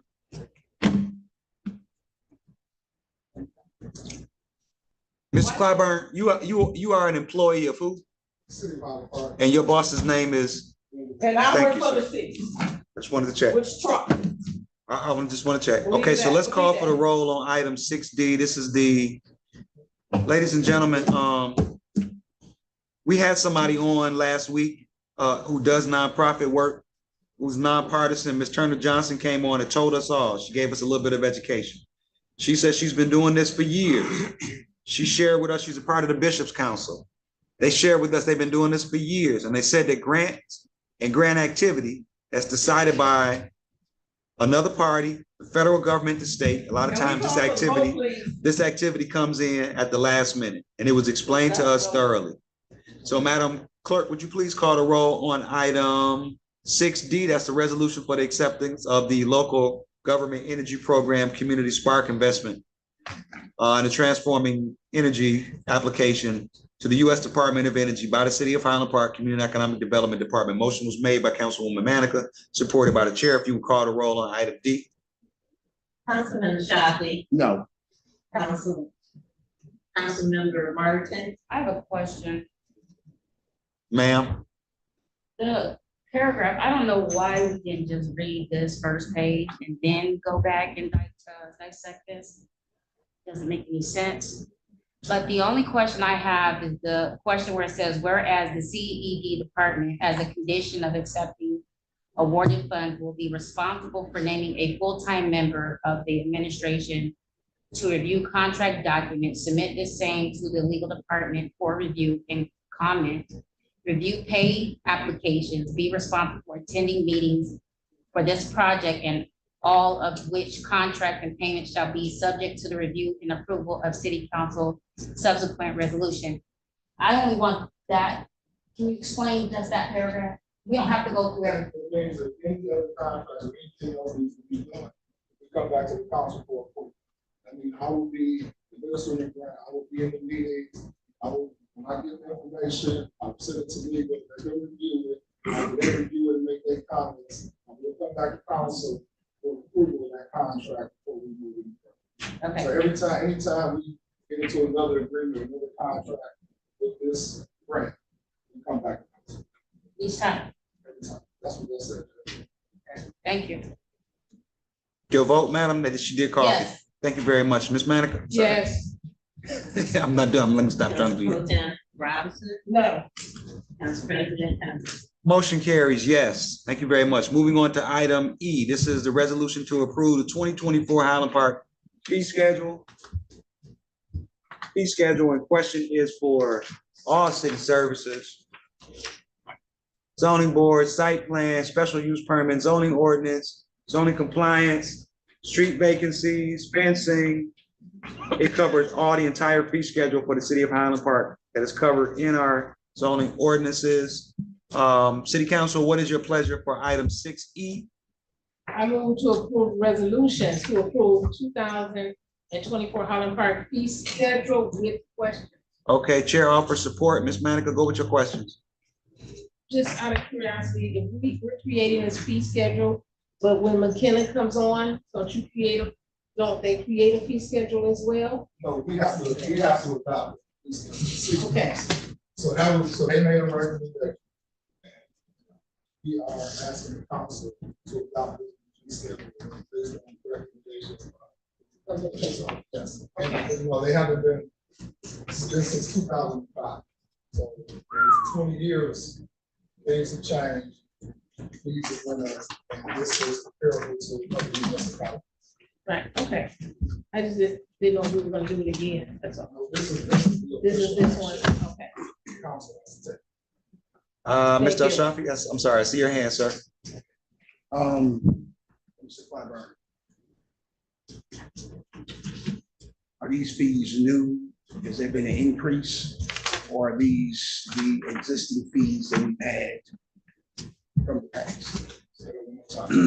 Are these fees new? Has there been an increase or are these the existing fees? I think it need to go a little bit higher, to be honest with you. It's just me. It's just me. Industry staff. It's kind of low.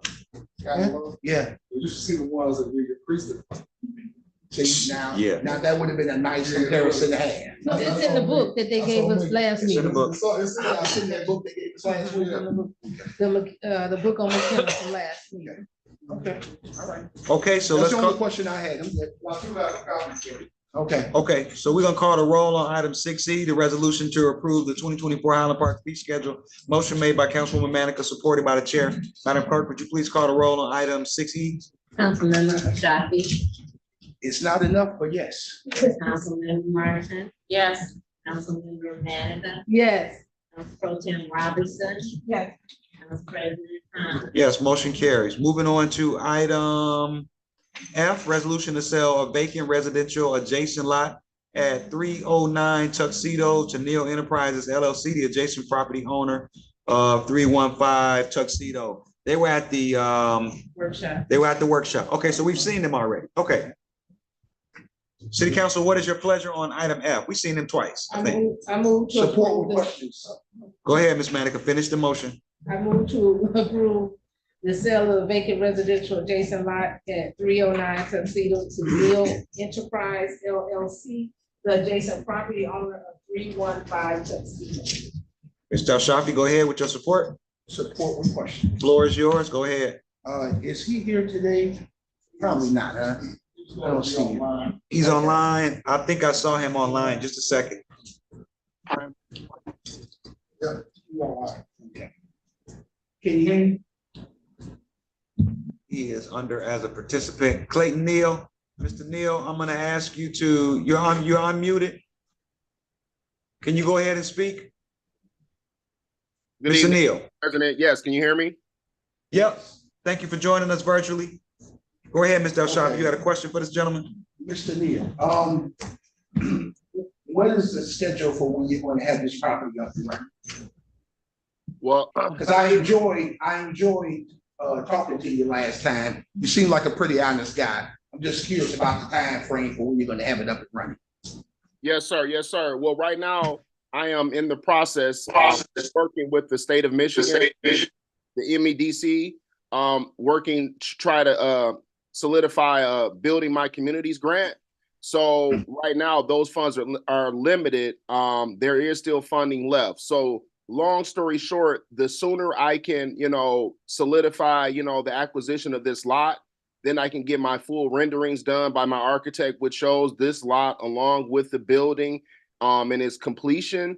And then it would probably take about, anywhere from 60 to 90 days to get the grant.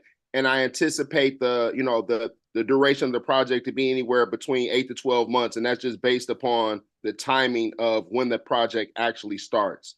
If it starts in the wintertime, then obviously that's going to be, limit us to do certain things, specifically like on the exterior. So in short, you're looking at an 8 to 12 month project, just depending upon when it starts. Okay, Mr. Neal, so I'm gonna hit you with a hypothetical. Cause you are an out of towner, so I'm gonna hit you with a hypothetical. Say everything falls through. Say everything falls through. Say the funding falls through, the project falls through, you're unable to complete. Would you be adverse if you had to you had to abandon your property and sell it? Would you be adverse as to a condition that if you did sell, that the land would come back and sit? I would not be opposed to that. However, I've been doing residential construction, commercial construction for 21 years, and out of towner, not really. I'm from Detroit, just not from Brighton. Mr. Neal. Yes. So the reason I asked that question is because we have a lot of people that come into the town, they buy property, they sell for years. I don't take you as that individual. You know what I'm saying? I got a good buyer from you at the workshop, but the city needs to start putting some form of safeguards in place for outside investors. Okay, if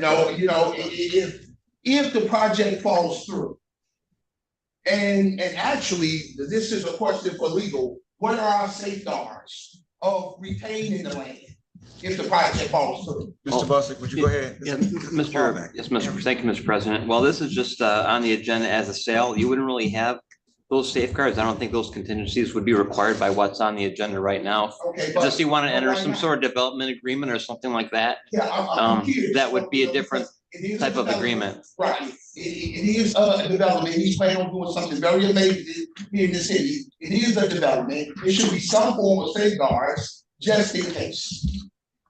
If I something like say in a 5-year period, if he decides to sell before those 5 years, then the land reverts back to the city.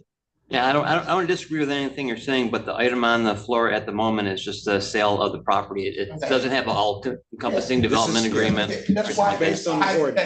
You know what I'm saying? I asked that question, but we really need to start looking out for the city's best interest. We have people all over this city. I mean, in District 3, there are people who own lots that live in California. They don't cut it, but the neighbors are tired of looking at it, so they cut it because it's next door to their property. And then when they call the owners to ask them if they wanted to sell, the owners give them some outrageous price. Yeah, you need $60,000 for it. I got a neighbor right now who keeps the lawn cut next to him because it's an eyesore on his property. But the lady who owns it lives in California. Okay. So there's got to be something somewhere that this council can enact to ensure that people do what they say they're going to do with the property in which we sell to them when they do investments. I'm not concerned about the residents. They're not going nowhere. So we're gonna bring the motion back to, we're gonna bring the discussion back to what is on the floor. I see your hand, Madam Pro Tem. We are here to discuss the resolution to sell a vacant residential lot to Mr. Neal. Mr. Neal, you said you from Brightmore? Yes, sir. Yes, Council President. Okay, so you from Brightmore, so you a D-boy, you from Detroit. You ain't from out of town, you just live out of town. Oh, I've done some successful projects in the city of Highland Park Okay, already. I just want to make sure that I put that out there, that you from around these parts. Ms. Martin, I saw Madam Pro Tem first, and I see your hand, Ms. Martin. Out of town. Go ahead, Madam Pro Tem. This question is for Carlton TV. This is a residential lot or a commercial lot? We looked at this last time and we looked at it at Okay, under number 2, I'm speaking, please. Thank you very much. Describe in detail your intended use of the lot or structure. Parking for adjacent 4-unit at 315 Tuskegee. Only answer questions 2 through 4, only if you are purchasing a commercial lot or structure. Current zoning classification of the lot or structure. Does the current zoning classification allow for intended use? You said yes. Does the intended use require a zoning variance? You said no. Correct. So if he's gonna use for parking, you don't have to rezone that for parking, No, it's residential. the lot, Yes, ma'am. the residential lot, and you can turn it into a parking lot or just Yes. park on grass. Yes, ma'am. Okay, It's- it's facts, it's her bag. Okay, That's it. so let's go ahead and get the vote on this too. I have So, a question. yes, ma'am, I'm sorry. I'm so sorry, Ms. Martin. Go right ahead. Mr. Neal, Yes, you hear ma'am. me? Yes, ma'am. I heard you say that you're getting a grant and then after that it'll be 8 to 12 months. Did I hear you say that correctly? Is that correct? Correct. So my question to you is if you don't get the lot that's adjacent, are you not going to then get that grant? No, not necessarily. The adjacent lot is to make it a viable project, right? My thought is that this particular block won't stay vacant forever.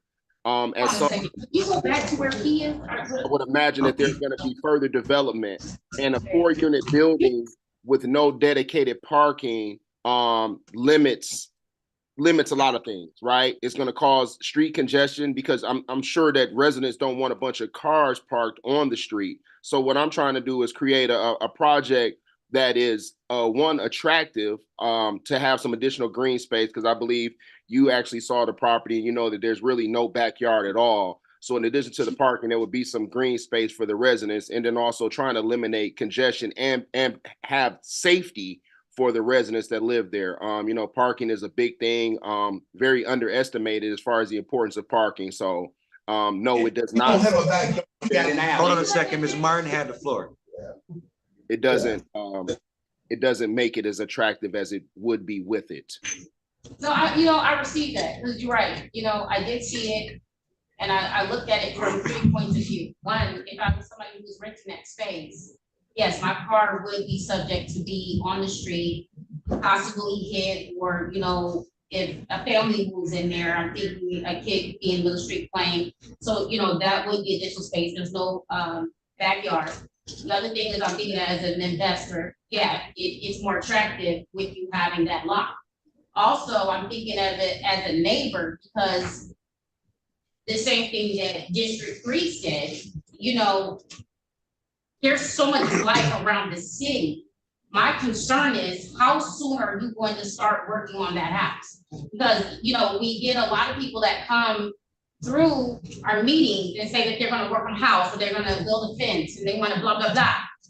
The thing is, they're not working on the house, and that's my concern. You're saying 8 to 12 months. That means that, though, hold on, I did speak to those neighbors in the area. That means that possibly they're gonna be looking at that same house until 2021, 2025, or possibly 2026. So that's my concern. I understand where you're coming from, because I looked at it 3 different ways. If I was somebody who rented that space, if I was somebody who's investing, and if I was a neighbor. Totally understandable. I've actually been trying to acquire this lot since February. I go through the process, and I definitely did not think that it would, be this long of a duration. My actual time frame was actually had started that project this past June or July, if everything had aligned, but now we're into September. So it kind of limits me, even once I get the grant, let's just say everything happens and I'm able to get the grant in January, hopefully funds are still available. I'm still going to be limited to what I can do on the exterior until the weather breaks. So it's not that Mr. Neal, I'm gonna stop you right there. I'm gonna go ahead and call for the vote. Why? Because the gentleman just reminded us that he's been trying to get this lot since February. Hold on. Where are you in the process of the grant? That's my last question. Okay, go ahead with the last question. I put things on hold until I can get this lot. I mean, pretty much everything is waiting on me, because the last thing is for me to provide architectural renderings, which costs money, and I don't want to provide renderings showing a complete project when I don't own the adjacent lot just yet. Okay, thank you.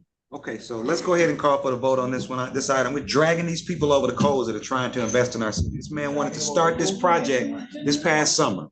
Resolution to sell we have for item F, the resolution to sell the vacant residential adjacent lot at 309 Tuxedo to Neal Enterprises the adjacent property owner at 305. Would you please, the motion was made by Councilwoman Manica, supported by Councilman Al Shafi. Would you call the roll on item F, please? Councilmember Ashafi, Mr. Neal, I believe you're gonna keep your word. I'm gonna say yes. Councilmember Martin, Yes. Councilmember Manica, Yes. Council Pro Tem Robinson. Yeah. Council President Thomas. Yes, congratulations, Mr. Yeo. You got a lot today. Thank you. I appreciate that. Moving on to item G, the resolution to sell the vacant residential lot at 39 Geneva to the Novotsky family. I'm not gonna mess your last name up. Novotsky, am I pronouncing it correctly? Novitsky, sorry about that. So ladies and gentlemen, we have item G in front of us. City Council, what is your pleasure? On item G. Can you show us this on the screen? Sure can.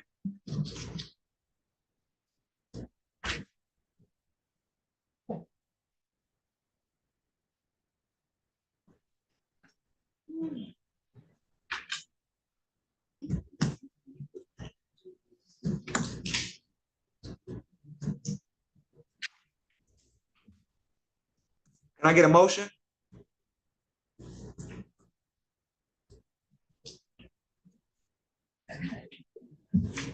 Has anybody seen this? I saw this.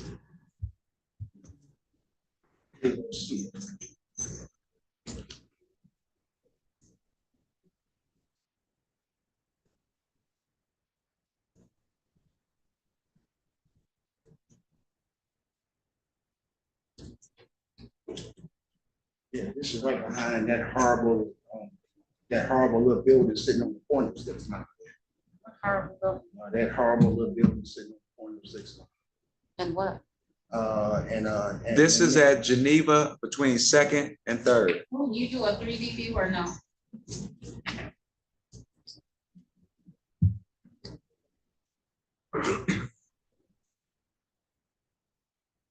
Ladies and gentlemen, I'll ask one more time. We're on item G, resolution to sell a vacant residential side lot at 29 Geneva. Mr. President, are you able to do a 3D view? I'm doing a 3D view and I'm actually, you got me, I'm trying to figure out where the vacant residential lot is. It's to the left of the property. It's right behind the playground. 31 Geneva, it's to the.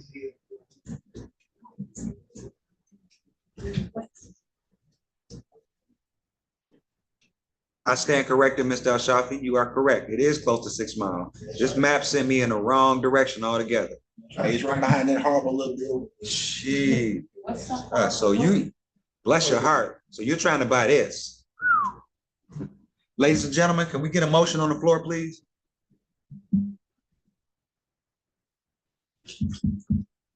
You can't pull it. Never mind.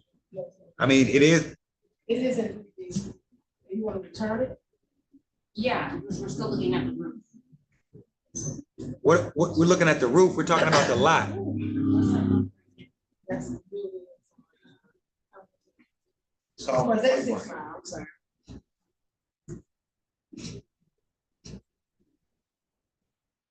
The chair will entertain a motion, please. This is a resolution to sell the vacant residential lot at 29 Geneva to the Novotsky family.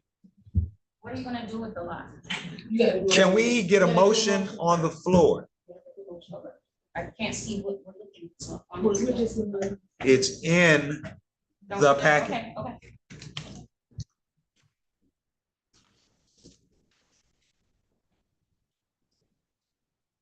Ladies and gentlemen, I have called for a motion.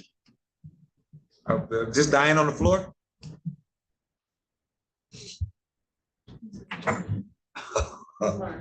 Manica, I have no questions. I have no questions, Manica, I have no questions. I already asked what I asked. Thank you.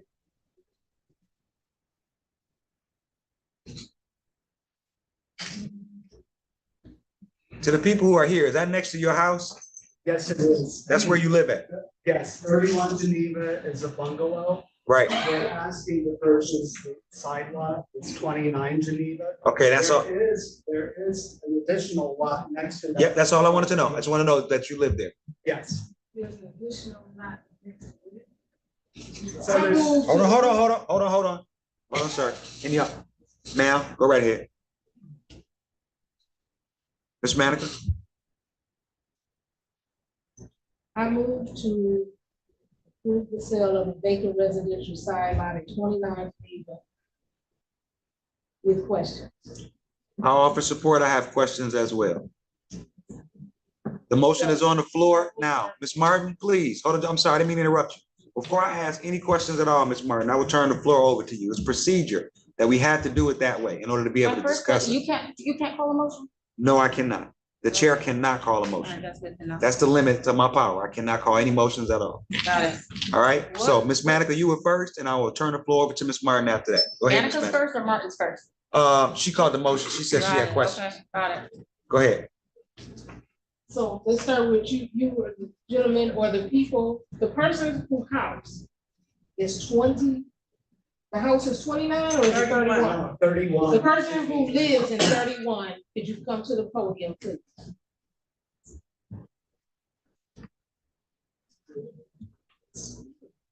It's my mom. Or whoever owns the house or whoever's I need to talk to. Okay, I represent. Well, Okay, thank you. And who are you? I am the Realtor with an exclusive right to represent. I sold 31 Geneva to my clients, and they were interested in purchasing the side lot 29 Geneva because the property is a bungalow and it only has a very small strip of green space in the front, very little in the back. So my clients want to purchase the side lot for additional green space. Can you say your name, please? Sure. Michael, last name I'll spell for you is Coffindaffer, Coffindaffer. That was your only question, Ms. Manica? No, it's not. Okay. COFFINDA. Daffer. Sir. Mhm. And you are a realtor. and Correct. What's the name of your realtor? Your company? It's Max Brook, Detroit. Max. Max Brook, BROOCK. Detroit, the office is at Woodward and Mac, 3633 Woodward Avenue. My next question is, you sold them the property at 31, Correct. and who lives at 31? My clients, son and mother. She looks like she wants to say something. Can you look at her so you're okay? Sure. Did you want to say something to him? Is there, Okay, what language are we talking? What language? Russian. okay, so that explains it. So can They you don't, ask her, did she want to say something to him? Did you want to? Well, Paula speaks English perfectly well and understands it. Do you have a question for me? No, I am very happy because I am not too much English. That's She why said she's very I tried. happy that I'm helping Yes, them. I am very Oh, that's what happy. she was saying. Okay, Yeah, that's why she yeah. was looking at you. Yeah. No questions. So I noticed that there's a note on here. I don't know if anybody else sees that note, but it can only be sold to her. And why is that? it has to be the adjacent property owner. It can't be sold to you as a Oh, realtor. of course, of course. No, it has to, It's being sold to my clients who are both on the warranty deed for 31 Geneva Street. I'll let anyone else have some questions, ask their questions, and if I. Ms. Martin, When did you sell the house? It was February, March. February, March? Mhm. And you said green space? so they just gave you. Well, the house itself is a bungalow, so there's just a little strip of grass in the back, in the front, and then the backyard is very small as well. So with the additional lot, then it's the green space for a garden, et cetera. Yeah, because there's hardly any of the property, so. I see your hands, Madam Yeah. Pro Tem. Is this the house right here? That what we're looking at? Yes, ma'am. You said there's a small, what is it? What am I looking at? Right, it's so little, right? It's, well, I have the application, I can show you more. Will you please? Sure.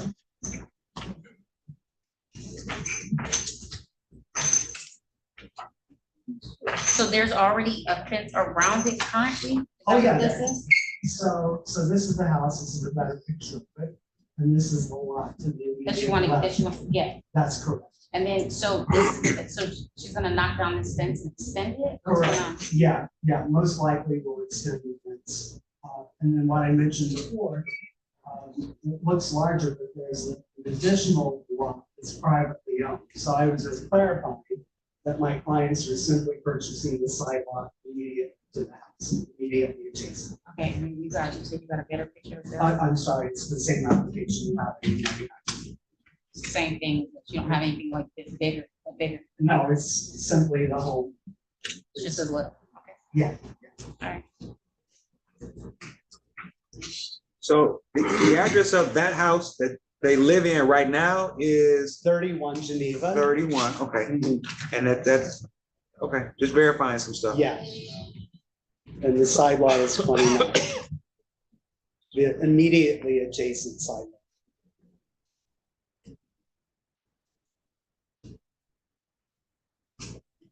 I have no more questions. Who is Donald Brewer? That is the prior owner. Okay, Yeah. additional questions from members? Oh, go ahead, Ms. Manning.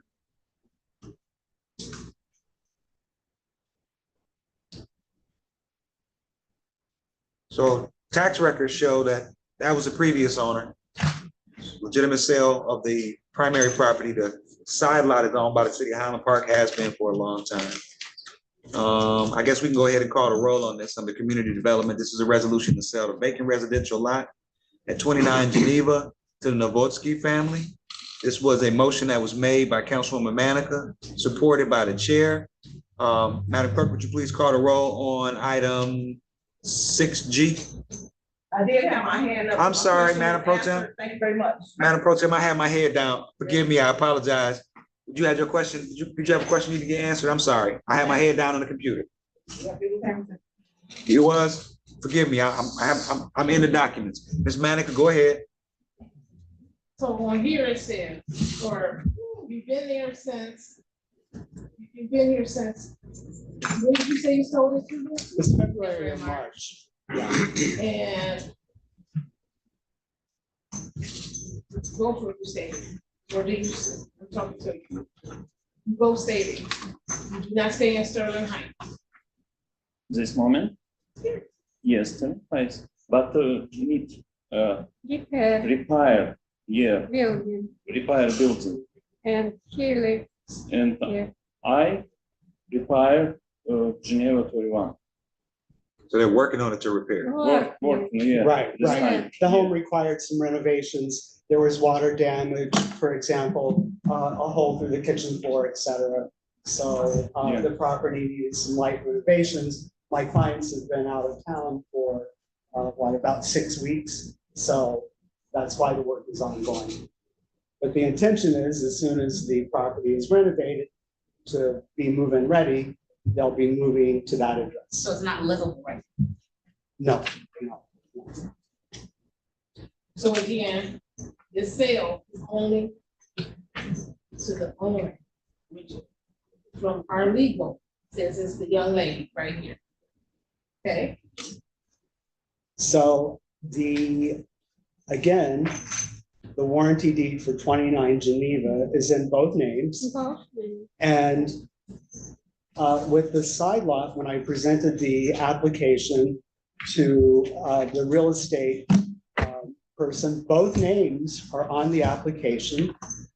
She said, I'm just going to put it in one name for this particular piece of paperwork, but both names are clearly on the application. And I understand that, sir. Yeah, But okay, our legal gave us some direction. So I can withdraw and you can come back. Well, we can go for this vote.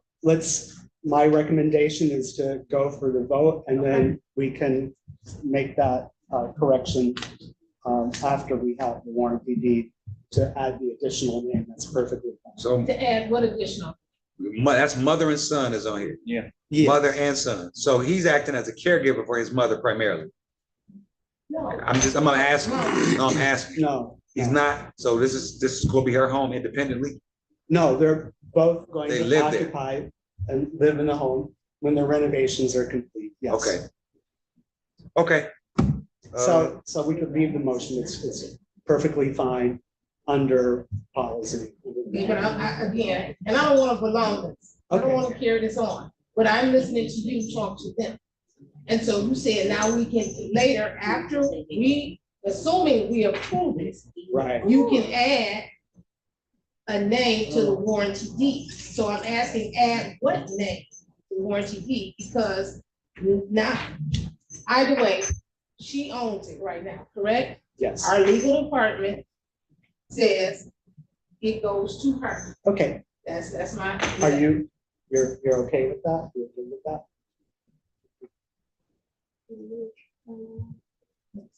Yes. Yes, sir. Yes.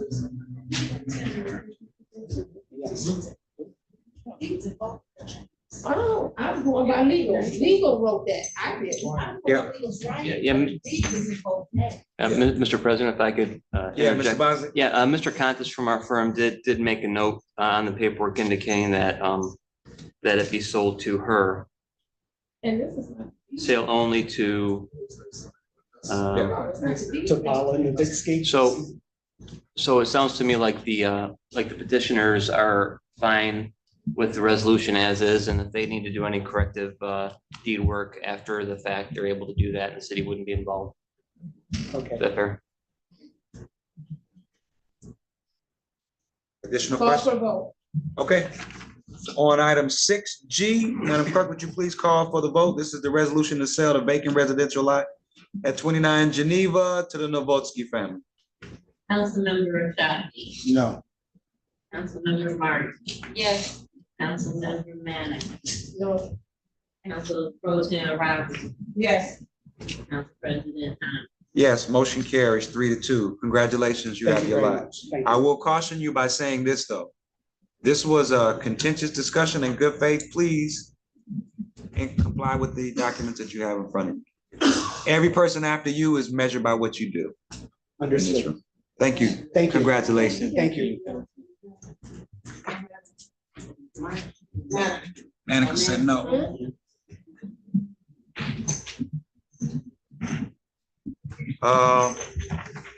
As contentious as it was, I would like to commend my members of city council for doing a good job and really combing through that one real good, because I've uncovered some stuff I didn't see, so thank you very much for that. Moving on to 8, under Department of Engineering, resolution authorizing the contract award to Lakeshore Global. Another slide. How we took it off. We took it off. H is off. H is off. It's incomplete. No signatures.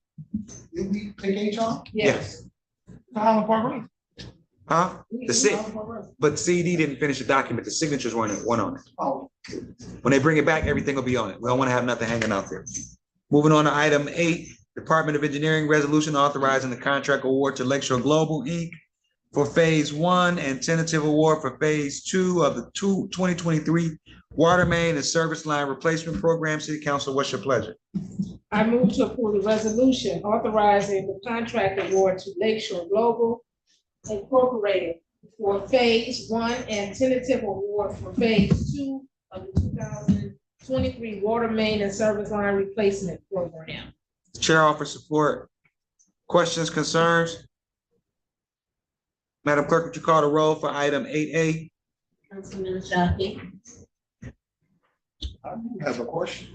Thank you, sir. Sorry ahead. about the delay. Nope, I didn't see any questions, so go ahead. Now you have your question. Go ahead. I feel like I've seen this group before.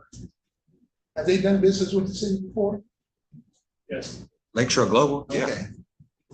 Yeah. yeah, Mr. Garrett, they have. Was this just handed to them, and then we do an RFP, RFQ for this work? No, this went out to bid, and bids were opened here, and then bids were sent back to the engineering for review, and we went through 3 bids that we received. Okay, The, okay. You didn't pick nobody new? well, yeah, we did actually. Rico had done the last several projects, last 3 projects in the city. So this is LGC's first opportunity of doing water main replacement. Okay. All right. I'm done, Council President. Additional questions before I call the roll? On item 7A, under the Department of Engineering, resolution authorizing the contract award to Lakeshore Global for water main service line replacement programs. Madam Clerk, would you call for the roll, please, on 7A? Councilmember Shockey, No. Councilmember Martin, Yes. Councilmember Manica, Yes. Council Pro Tim Robinson, No. Council President Thomas. Yes, motion carries. Moving on, under 7B, resolution to approve the comprehensive safety action plan and to endorse Vision Zero for the city of Highland Park to strive to achieve 0 traffic deaths and incapacitating injuries on the streets of Highland Park. By 2024, we had this in for a workshop. City Council, what is your pleasure on item 7B? So move, I move resolution to approve to approve the comprehensive safety action plan and endorse Vision Zero for the city of Highland Park to strive to achieve 0 traffic deaths and incapacitating injuries on the streets of Highland Park by 2040. We have a motion on the floor by Councilwoman Manica. The chair will offer support. Do we have questions, concerns? Remember this, yes, Madam Pro Tem. Mr. David Garrett, I guess. Will you be opening up our underground, safe roads? No, we have not talked about underground safe roads. I know that's what they did. Traffic there. This is asking. No, we have not considered. Thank you. Okay, I don't see any other hands. We'll go ahead and call for the roll on item 7B. Councilmember Shockey, Yes. Councilmember Martin. Yes. Councilmember Manica, Yes. Council Pro Tim Robinson. Yes. Council President Thomas. Yes, motion carried. All right, that concludes our agenda for tonight. I'm gonna set this timer for 2 minutes flat for citizens' participation. And let me remind you, ladies and gentlemen, citizens' participation is coming to address city council. This is not the place to perform. We get some performances up in here. And we've given instructions to our bailiffs that if we get performances, we're gonna end the show early. So I just want to make that clear. In the city of Detroit, they will, like Sandman, get that hook and drag you out of the room. So please be mindful of the fact that this is an opportunity for citizen participation. So if you come to perform, just know the show will be short. And I will not start until you say your name. Good evening, council resident. I need some clarity, and I know you can't answer the question right now, but maybe afterward. Did I understand council or a couple of council members said, if we got, whoever got the M neighborhood grant, that they wanted to know what they were getting done to the people's house and how much it was gonna cost? Also, is it that privy information? If we're sending that information to the state, why would that personal information go to council per se? I don't understand. I don't think that's right. To whoever get it, that's private information. Somebody might need a roof. Why would council need to know that person needed a roof? That's not their, that's my opinion. That's not their business. So I just need some clarity on that. Also, when you get these lots for sale or up for sale, why is it that you don't go on Google and bring up the picture yourself? And this is to Ms. Martin, because you guys took a lot of time I trying. usually drive around. You're not Hold on, supposed to Ms. Martin. answer me. I'm just putting it out there on record. I pulled it up as soon as they said the address. So it took you guys almost 20, 30 minutes to try to figure out for somebody to 3D it, and I got it on my phone in less than 2. My next question, and I'm almost through. You sold the property to the young lady, and I overheard she speaks Russian. So did the property go to her? Or did the property go to her and her son? Or is the property gonna come back and you're gonna put 2 names on it? Because that don't make no sense. When my mother tried to do her property, it had to be 1 name only. When my dad died, we had to go through downtown to get the name taken off. So why are we, whenever somebody can answer that clarity, we can't do one thing for somebody and do something for somebody else, because we want to get rid of some property. Yes, Lord, ma'am. I agree with you. Yeah, answer. Google's not always updated. I understand, but don't answer because I don't want to get in trouble. I don't want you to get in trouble either, Ms. Ford, but I'm just letting you know. All right, next citizen. Hello, good evening. My name is Sandra Luis. You're gonna have to speak up. Hi, my name is Sandra Luis. This is my first time in a council meeting. I was here for to buy the back end lot. The last one, I'm not sure if there is something that needs to be like given or done, because it didn't got here to be resolved. So that's just my question. Is that age? Yeah, it has to be fixed. You'll still have an opportunity. Okay, so just for the next meeting? Yes, check with CED. Check with Okay. the Community Economic Development Department. Okay, thank you. Good evening. Good evening. My name is David Chief Tommy. I was invited to the council meeting by Councilwoman Robinson. For the sake of time, it's late. And working with the governor right now on mixed-use billion-dollar development for Highland Park. So for the sake of time, I'd just like to show you an exhibit. This is going to be one of the anchors for the development. What I'd like to do, Mr. President, is to request that you, I was supposed to be in Vegas right now. That's rendering. I was supposed to be in Vegas right now, so I canceled the trip to be here. I promised I would be here. I'd like to propose to meet with each of you individually. I'm working with the governor on this deal. For the sake of time, it's going to take me much more than 2 minutes. I'd like to meet with each of you individually. I know you can't meet up in 2 at a time. So I just like to be able to, I've been on this for 5 years with the governor. I was designated developer for the casino for Highland Park in 1995. We had it approved. So I'd like to ask you, Mr. President, to, after the day, I'd like to send you an email and hope we can meet together 2 at a time. I already met with your brother here already 4 times. So I'd like to, for the sake of time, I know it's 9 o'clock, I got a plane to catch. I'd like to meet individually with you. I've been on this for 5 years. It's $1 billion. We got the money in place. It's going to create 2,500 jobs. But I'd like to be able to write each of you an email and request a meeting with you, maybe 2 at a time. I know you can't meet more than 2 at a time to explain what we're working with the governor on. I think it's worth your time to hear me out. What's your name? Chief Tomby, like Indian chief. Spell your chief last time. Tomby, like tomboy. Did you show any of the people, the residents, your idea? You said people here? Yes. No, oh no, it's not ready for publication. I just wanted you, it's just for council's eyes right now. So I'm done.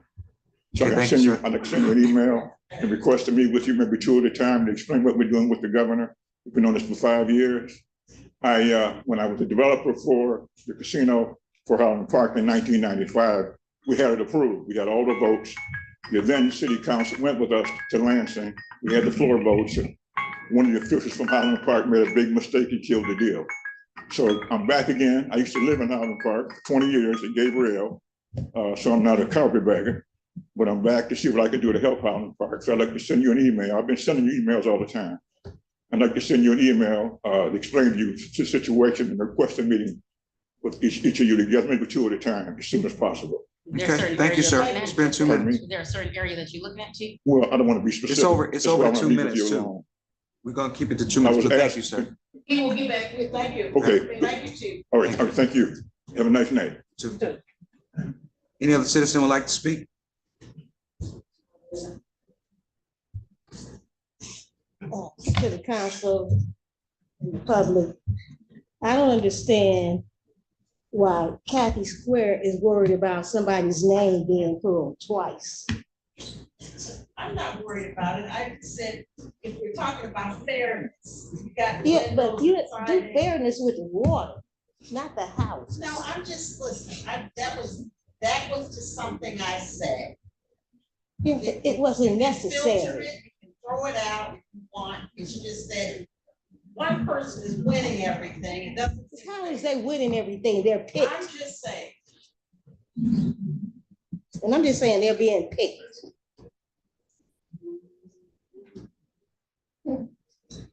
Sorry for offending. Good. I apologize. Additional citizens want to speak? Okay, then we're gonna move over into council affairs. Thank you so much, citizens. Starting with the council person from the 3rd district. Go right ahead, sir. Okay, so last council meeting. Last council meeting, I did something that I normally don't do. And that is, I normally follow my first mind. I normally stick to what I said I'm going to do. Hold on, Mr. El Shafi, just one second. Sir, when we say, is any other citizens would like to speak? You know what, Mr. Shafi, would you be willing to? Okay, so I'm gonna set your 2 minutes up and we're gonna make sure that because before you start, brother, I want you to know, we have a meeting to structure. Nobody is trying to be disrespectful to you. A lot of times. No, listen, a lot of times when you leave, you think that we're turning the screws on you. We're not. We're just trying to follow the structure, which is why I asked the brother to pause, and I'm gonna give you a full 3 minutes. Okay, I appreciate that. Okay, I'm gonna give you a full But 3. with regards to what I'm here to talk about, I asked you guys consistently who was Hamilton Corridor. I see on the 3rd of September, you guys voted yes on Eric EJM and Hamilton Corridor. But to my regards, Mr. Shanti said in the last few months ago, sir, we don't know who Hamilton Corridor is. I don't know who they are. So you guys voted September 3rd on. When did we vote for We didn't Hamilton? vote on, I'll pull up the record. While you talking, I'm gonna pull up the record to see what we voted on September 3rd. I just wanna make sure that we support you, brother. Can I ask anybody who's the owner of Hamilton Corridor? We don't know. We It's like, voted on the mean there are group. thousands We of voted on properties that are owned. corridor. Hamilton Corridor is a location, or is it the Hamilton Corridor? Yeah, Like, we what voted is it? on the Help us mean group. understand. I'm about to pull up whatever I can find for you. I spoke with Mr. Claiborne in the hallway. He said a few months ago, I asked him who Hamilton Corridor. He said Hamilton Corridor is owned by Eric Mills. I said, no, that's not true, sir. I got a PDF sheet with Robert Burgess, and the president of the owner of the Hamilton Corridor had listed was Robert Blackwell, who died many years ago. So I know he didn't wake up out the grave and just decide to be the owner of Hamilton Corridor. So we have a conflict of interest in here with regards to where my property lays at, because I have been sued by Hamilton Corridor and Eric J. Means. Now, with regards to this, considering Hamilton Corridor, I've been left an inheritance. I've been left something that was left to me by the elders because I took care of these elders. They left me as the leader in the community and for me to fulfill what needs to be fulfilled in this community. Not only that, I'm a general and I'm a warrior for God. I'm obedient to his call. I've been assigned to Highland Park for a designated reason. And when I get to the designated reason why I'm here, it's all because of you all. So I don't straddle the fence. I'm pure in heart. And that's why God recommended me and showed me the way and told me to come here. There's a lot of desolation going on in Highland Park with liquor stores, drug addicts, alcoholism. And the beauty of Highland Park has been not being up to par the way God has wanted it to be. So I'm here for children, I'm here for elders, and God has assigned me to this spot, and I won't let anybody take it from me. You guys have taken inheritance. You guys have taken things from me. I have come to these people that have to see me talk consistently and say, why is he coming here? And I'm coming here for that solely reason. I want back God's wallet that you got. I want back God's finances that you took. When you I say want it you, back. when you say you mean which one of us? Everybody involved. I've never taken anything. Yeah, Well, we don't, see, I've never taken anything from you. I don't even know you. Yeah, right. You don't have to know me. You don't have to know me. But listen, sir, you said that this is the last meeting. I spoke with Charles on September 3rd. I Right spoke there. with Charles. Hold on. I spoke with Charles Lackey. Man, had a deep This is what we did conversation. on the 3rd of September. We vacated the alleys. We didn't sell anything. All we did is vacate the So alleys. why did I get sued? I have no idea why you got sued, Who sir. sued you? Hamilton Corridor. Who is that? We're the city of Highland Park elected officials. Don't nobody know who Hamilton Corridor is no more? That's we- how we gonna play it, y'all, ladies and gentlemen. Don't nobody How are we know. supposed to know? I don't know if y'all was here on September 3rd. You have the We were paper? here on September And then they 3rd. said Hamilton Corridor. Did you hear them Hamilton Corridor? You didn't hear? So Okay. I'm gonna show you one more time what happened on September the 3rd. Huh? I'm gonna show you one more time what happened on September the 3rd. Because your 3 minutes are up, but listen, I I'm gonna ain't show had 3 you minutes one since more everybody time. was talking. No, I'm gonna show you one more time. On September 3rd, this city council voted for a vacation document, meaning we let the alleys go. Whoever, it says Means Highland Park LLC, Hamilton Corridor Project. Okay. That's a project. All we did was approve the disposition of the alleys. So Well- we're over, so I'm gonna pause you. We're over the 3 minutes. We're over the 3 minutes. And what I wanted to make sure that you get from me, because a lot of times you come in here and you got some strong words for me, and I don't know why. Because the thing is, But you gave me 3 minutes, can I talk? no, listen. Because, hold on. You're only supposed to get 2. I'm trying to accommodate you. We just got elected. We just got elected last January. The Means Group happened before any of us were elected. Before any of us got elected, So the in other Means words- Project happened. So when you look in the affidavit of the Hamilton Corridor and the lawsuit. We don't look at it. It said, well, who votes on it? It had to get voted by this administration. It had to get Or voted last by year's the previous, administration. so we don't have Which anything Ms. to do with Ware that, was a brother. part of. So what we doing? We covering up and lying right in front of my face in Why front of would God? we do Oh, that? you lying to God. That's what I'm trying to say. You lying to God. Okay. So I thank you for being patient with me. We don't have any reason to lie to you or to deceive you. We're low-paid elected officials. The people at Popeyes make more than we do to come work at these meetings. We've only been in this job since January of last year. You know what? That is it. That's it. That's all. I appreciate you coming, but that's all that we can do for you. I wanted to make sure that you have some time. I would like to ask Attorney Bosley, because you said in the last meeting, brother. Hold on, this is what you said. You said you was ashamed that all your colleagues was getting rid of old affidavits and documentation No, and I didn't covering say up that. everything. No, I Oh, you didn't. didn't say it? I have that on my email. Okay. And for Attorney Bosnick, I want him to ask him, you are an attorney and make sure you oversees everything in his administration, make sure everything's sir, fine I'm and gonna correct, stop you right? right now, and I'm I'm gonna ask you covering to the leave meeting. the podium. Huh? I'm I'm covering gonna the ask meeting. you to leave. You covering the your podium. ass? I'm covering the meeting. Oh. I'm gonna ask you to leave the podium, brother. I'm sorry we couldn't help you. I hope I was able to give you some time to address. It don't matter, because you know what? Hold on, he's still talking. No, I'm not. No, I'm not. Is it No, I'm ever not. the same conversation at the podium? It really don't matter, because at the end of the day, God knows what time. Yes, And sir. y'all know what time it is. All right. Mr. Ashafi, I forgive. Thank you so much for your patience. Thank you so much for your patience, sir. I know it might have messed up your flow. Okay. So No, I'm all right. what I want to I'm do all is right, I want to just, ladies and gentlemen, can we You never have turn? the same conversation when you come to the podium. Over 7 years. Sir, gentlemen, gentlemen, That's the only thing that you have. can you walk him out? Can you walk him out? And Ms. Madison know what's going on. Can you walk him out? It's her girlfriend. Can you walk She him out? changing them affidavits. Can you walk him out? Tell him. Sir, can you walk him out? You and Barack Obama are in a relationship. No, I Googled that. All I right, Googled thank that, you very and it much, said sir. that That's Hamilton Slam Doors at Lowe's. Okay, thank you so much. Mr. El Shafi, the floor is yours, sir. Okay. Forgive my interruption, and thank you for being patient enough to allow that. That's not a problem. Go for it. Okay, so last council meeting, I did something that I normally don't do. I didn't follow my first mind. And there was something on the table that I should have voted in the opposite direction. So tonight I'm going to remedy that.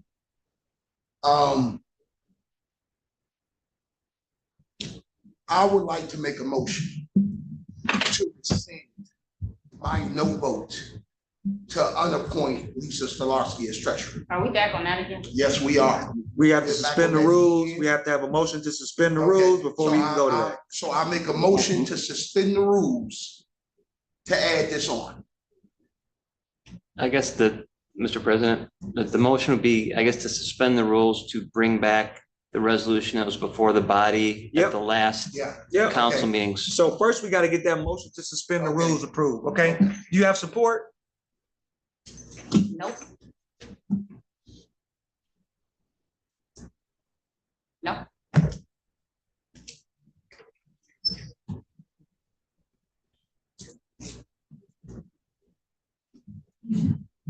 So no support?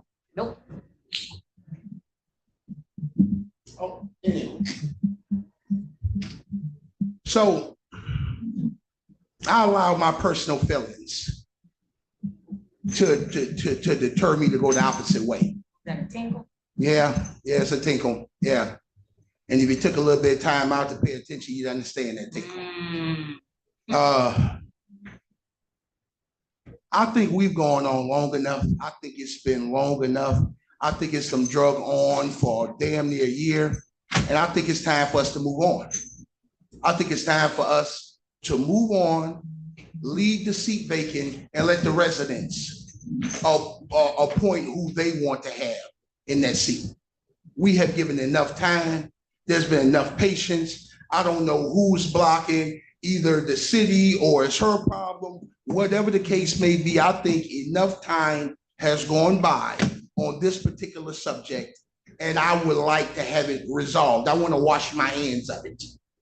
I want it erased. I want it done. I want it finished. This has been long enough, and we need to move on. So I'm hoping maybe the administration can bring another resolution back at the next council meeting, and we can put this to bed. Because I'm tired. I'm tired of hearing it. I'm tired of smelling it, and I'm tired of tasting it. Enough is enough. And I yield back. Thank you very much. Ms. Martin, you would, floor is yours. Got a couple of things that I want to address. First off, about Lisa. I don't even know why we're bringing this back or why we're even talking about it or why is it a discussion. But I'm going to just state that she was the only one that submitted the application, showed up and showed for the interview. And I'm gonna leave it like that. Number two, Ms. Ford. Google doesn't always have things updated. It's not always updated. I always go and look at the property. This particular moment, I did not. Yeah. Let's go ahead. Go ahead. Only because my vehicle has been having some issues, so I wasn't able to go around and look at the properties this time. But usually I look at the properties and I talk to the neighbors around that area just to get an idea, since they've been living there longer than I have, around that property, and what they can, whatever they can tell me, I usually talk to them. So that's usually my habit of what I do. I didn't get to do it this time. Google don't even do that. Google's not gonna ask a neighbor about the property. It's not always updated. The reason why I was asking for a 3D is so I can get an idea of the surveillance that's around that property. That's why I was asking for a 3D. What else? I think that's the only question you asked. You said Google, you asked about Google. I agree with you on the first conversation that you had. I agree with you. That should not be our why they were chosen, what's going on. That should be personal information of the owner. So I agree with you on that.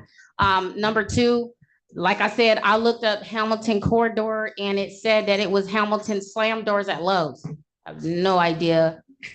I have no idea what that man is talking about. Anyway, on that note, I'm definitely going to say thank you for coming out. Thank you for being here. I appreciate that so much. And I'm gonna go ahead and turn it over to Manica. Good evening, everyone. I just hope that you made note of all the things that are happening in the city, and hopefully we make some progress to move forward. Thanks for hanging out with us. I look forward to you participating in the citywide cleanup that's coming September 28th. That is the citywide block club is actually the host. Am I correct on that?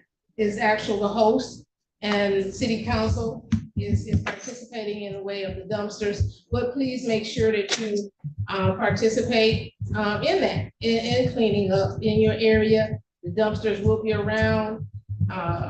Also, you may be able to, if you just need some assistance, talk with DPW or your block club presidents to help get some of those things to those dumpsters. We cannot, guarantee that you can get them there, but you will know where they are located. So be prepared for that. I know some of you heard the mayor mention the citywide, I call it garage, but it's not, lumber sale or yard sale. So if you're gonna attend that.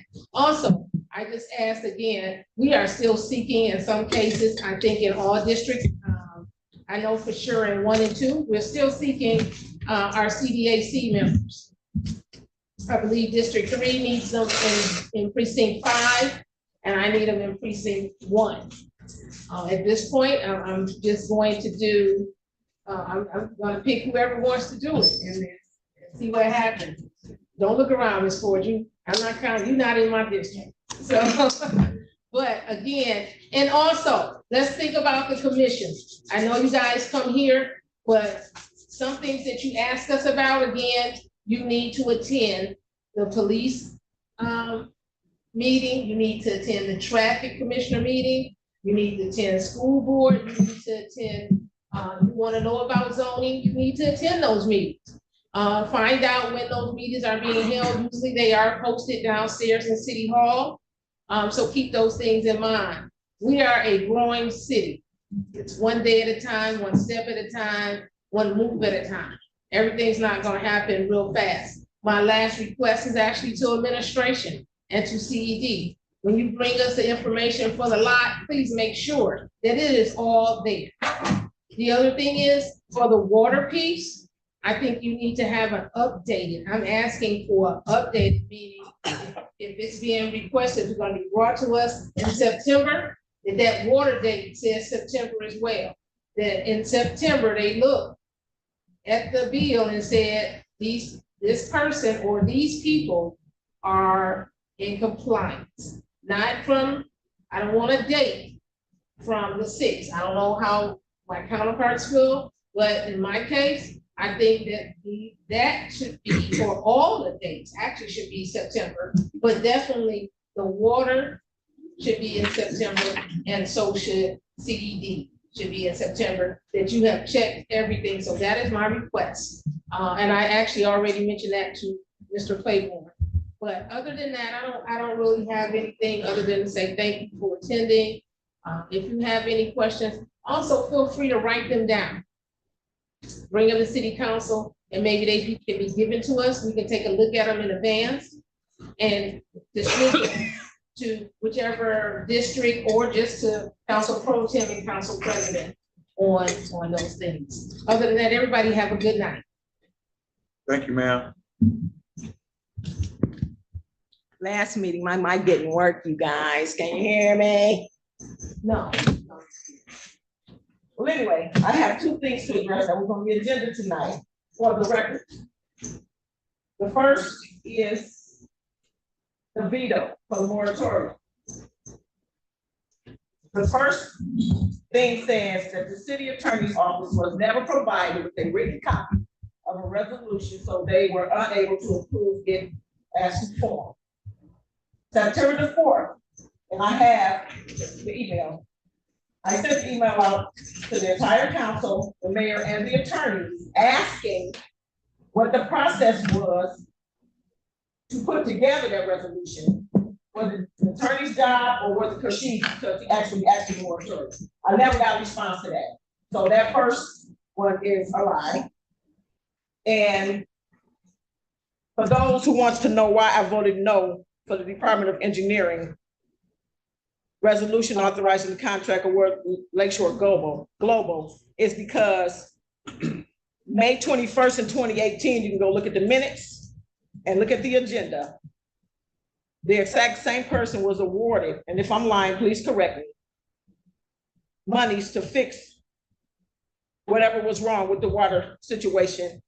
And I was just waiting for the contracts and copies of whatever they did, so we could see why they're back doing it again, or whatever, how you want to say it. That's all I have to say, and I want to thank my pastor and my sister Joyce for coming out tonight. I love y'all. Have a good night. Okay, thank you, Madam Pro Tem. I have a very short request to the members on City Council. I'm asking for you to have empathy for these people that are coming here and try and invest in these homes in the city. While I was sitting here listening to People's Council Affairs, I started to do just a little bit of research to find out what the numbers were.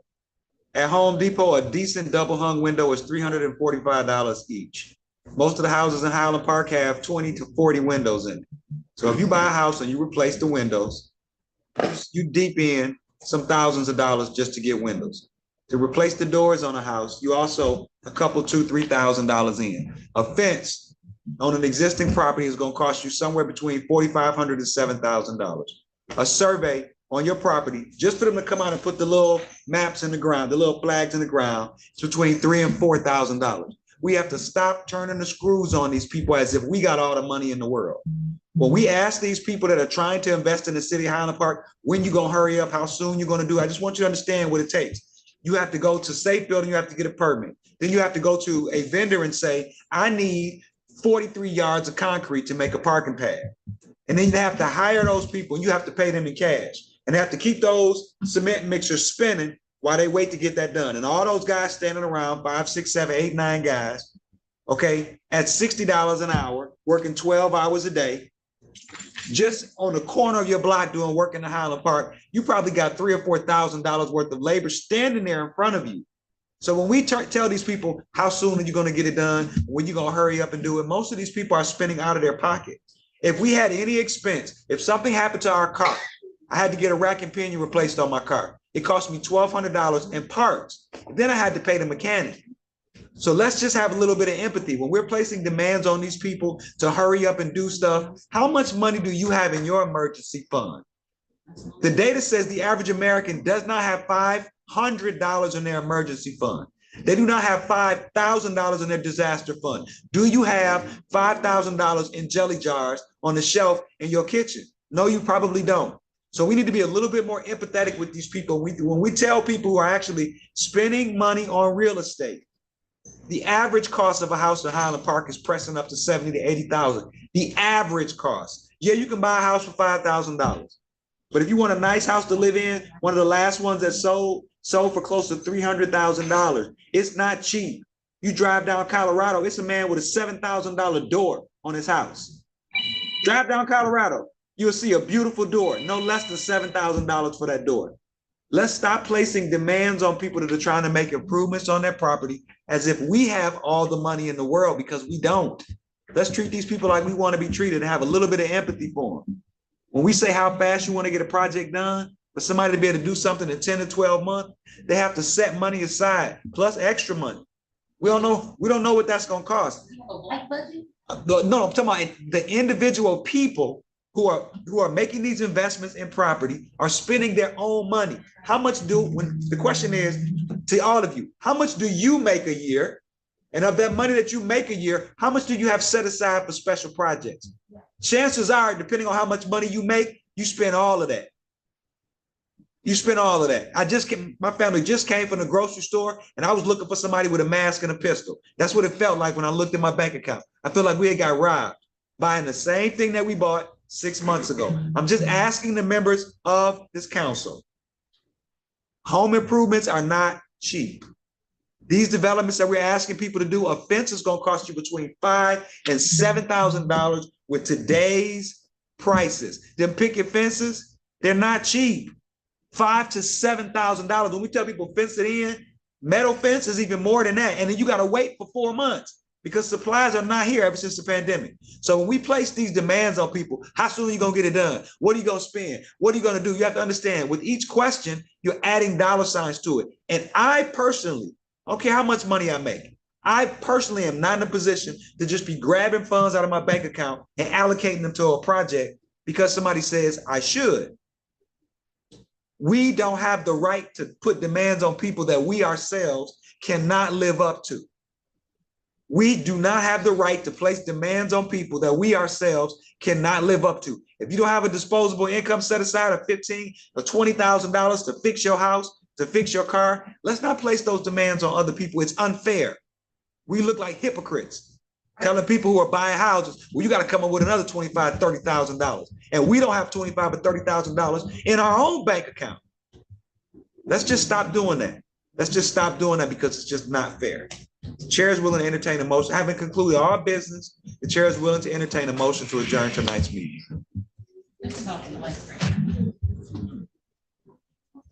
I'm ready to entertain a motion to adjourn the meeting. She just talked to you. Oh, yeah, I hear you, but. Somebody say move, somebody say support. We've so moved by Council Pro Tem. All those in favor of adjourning?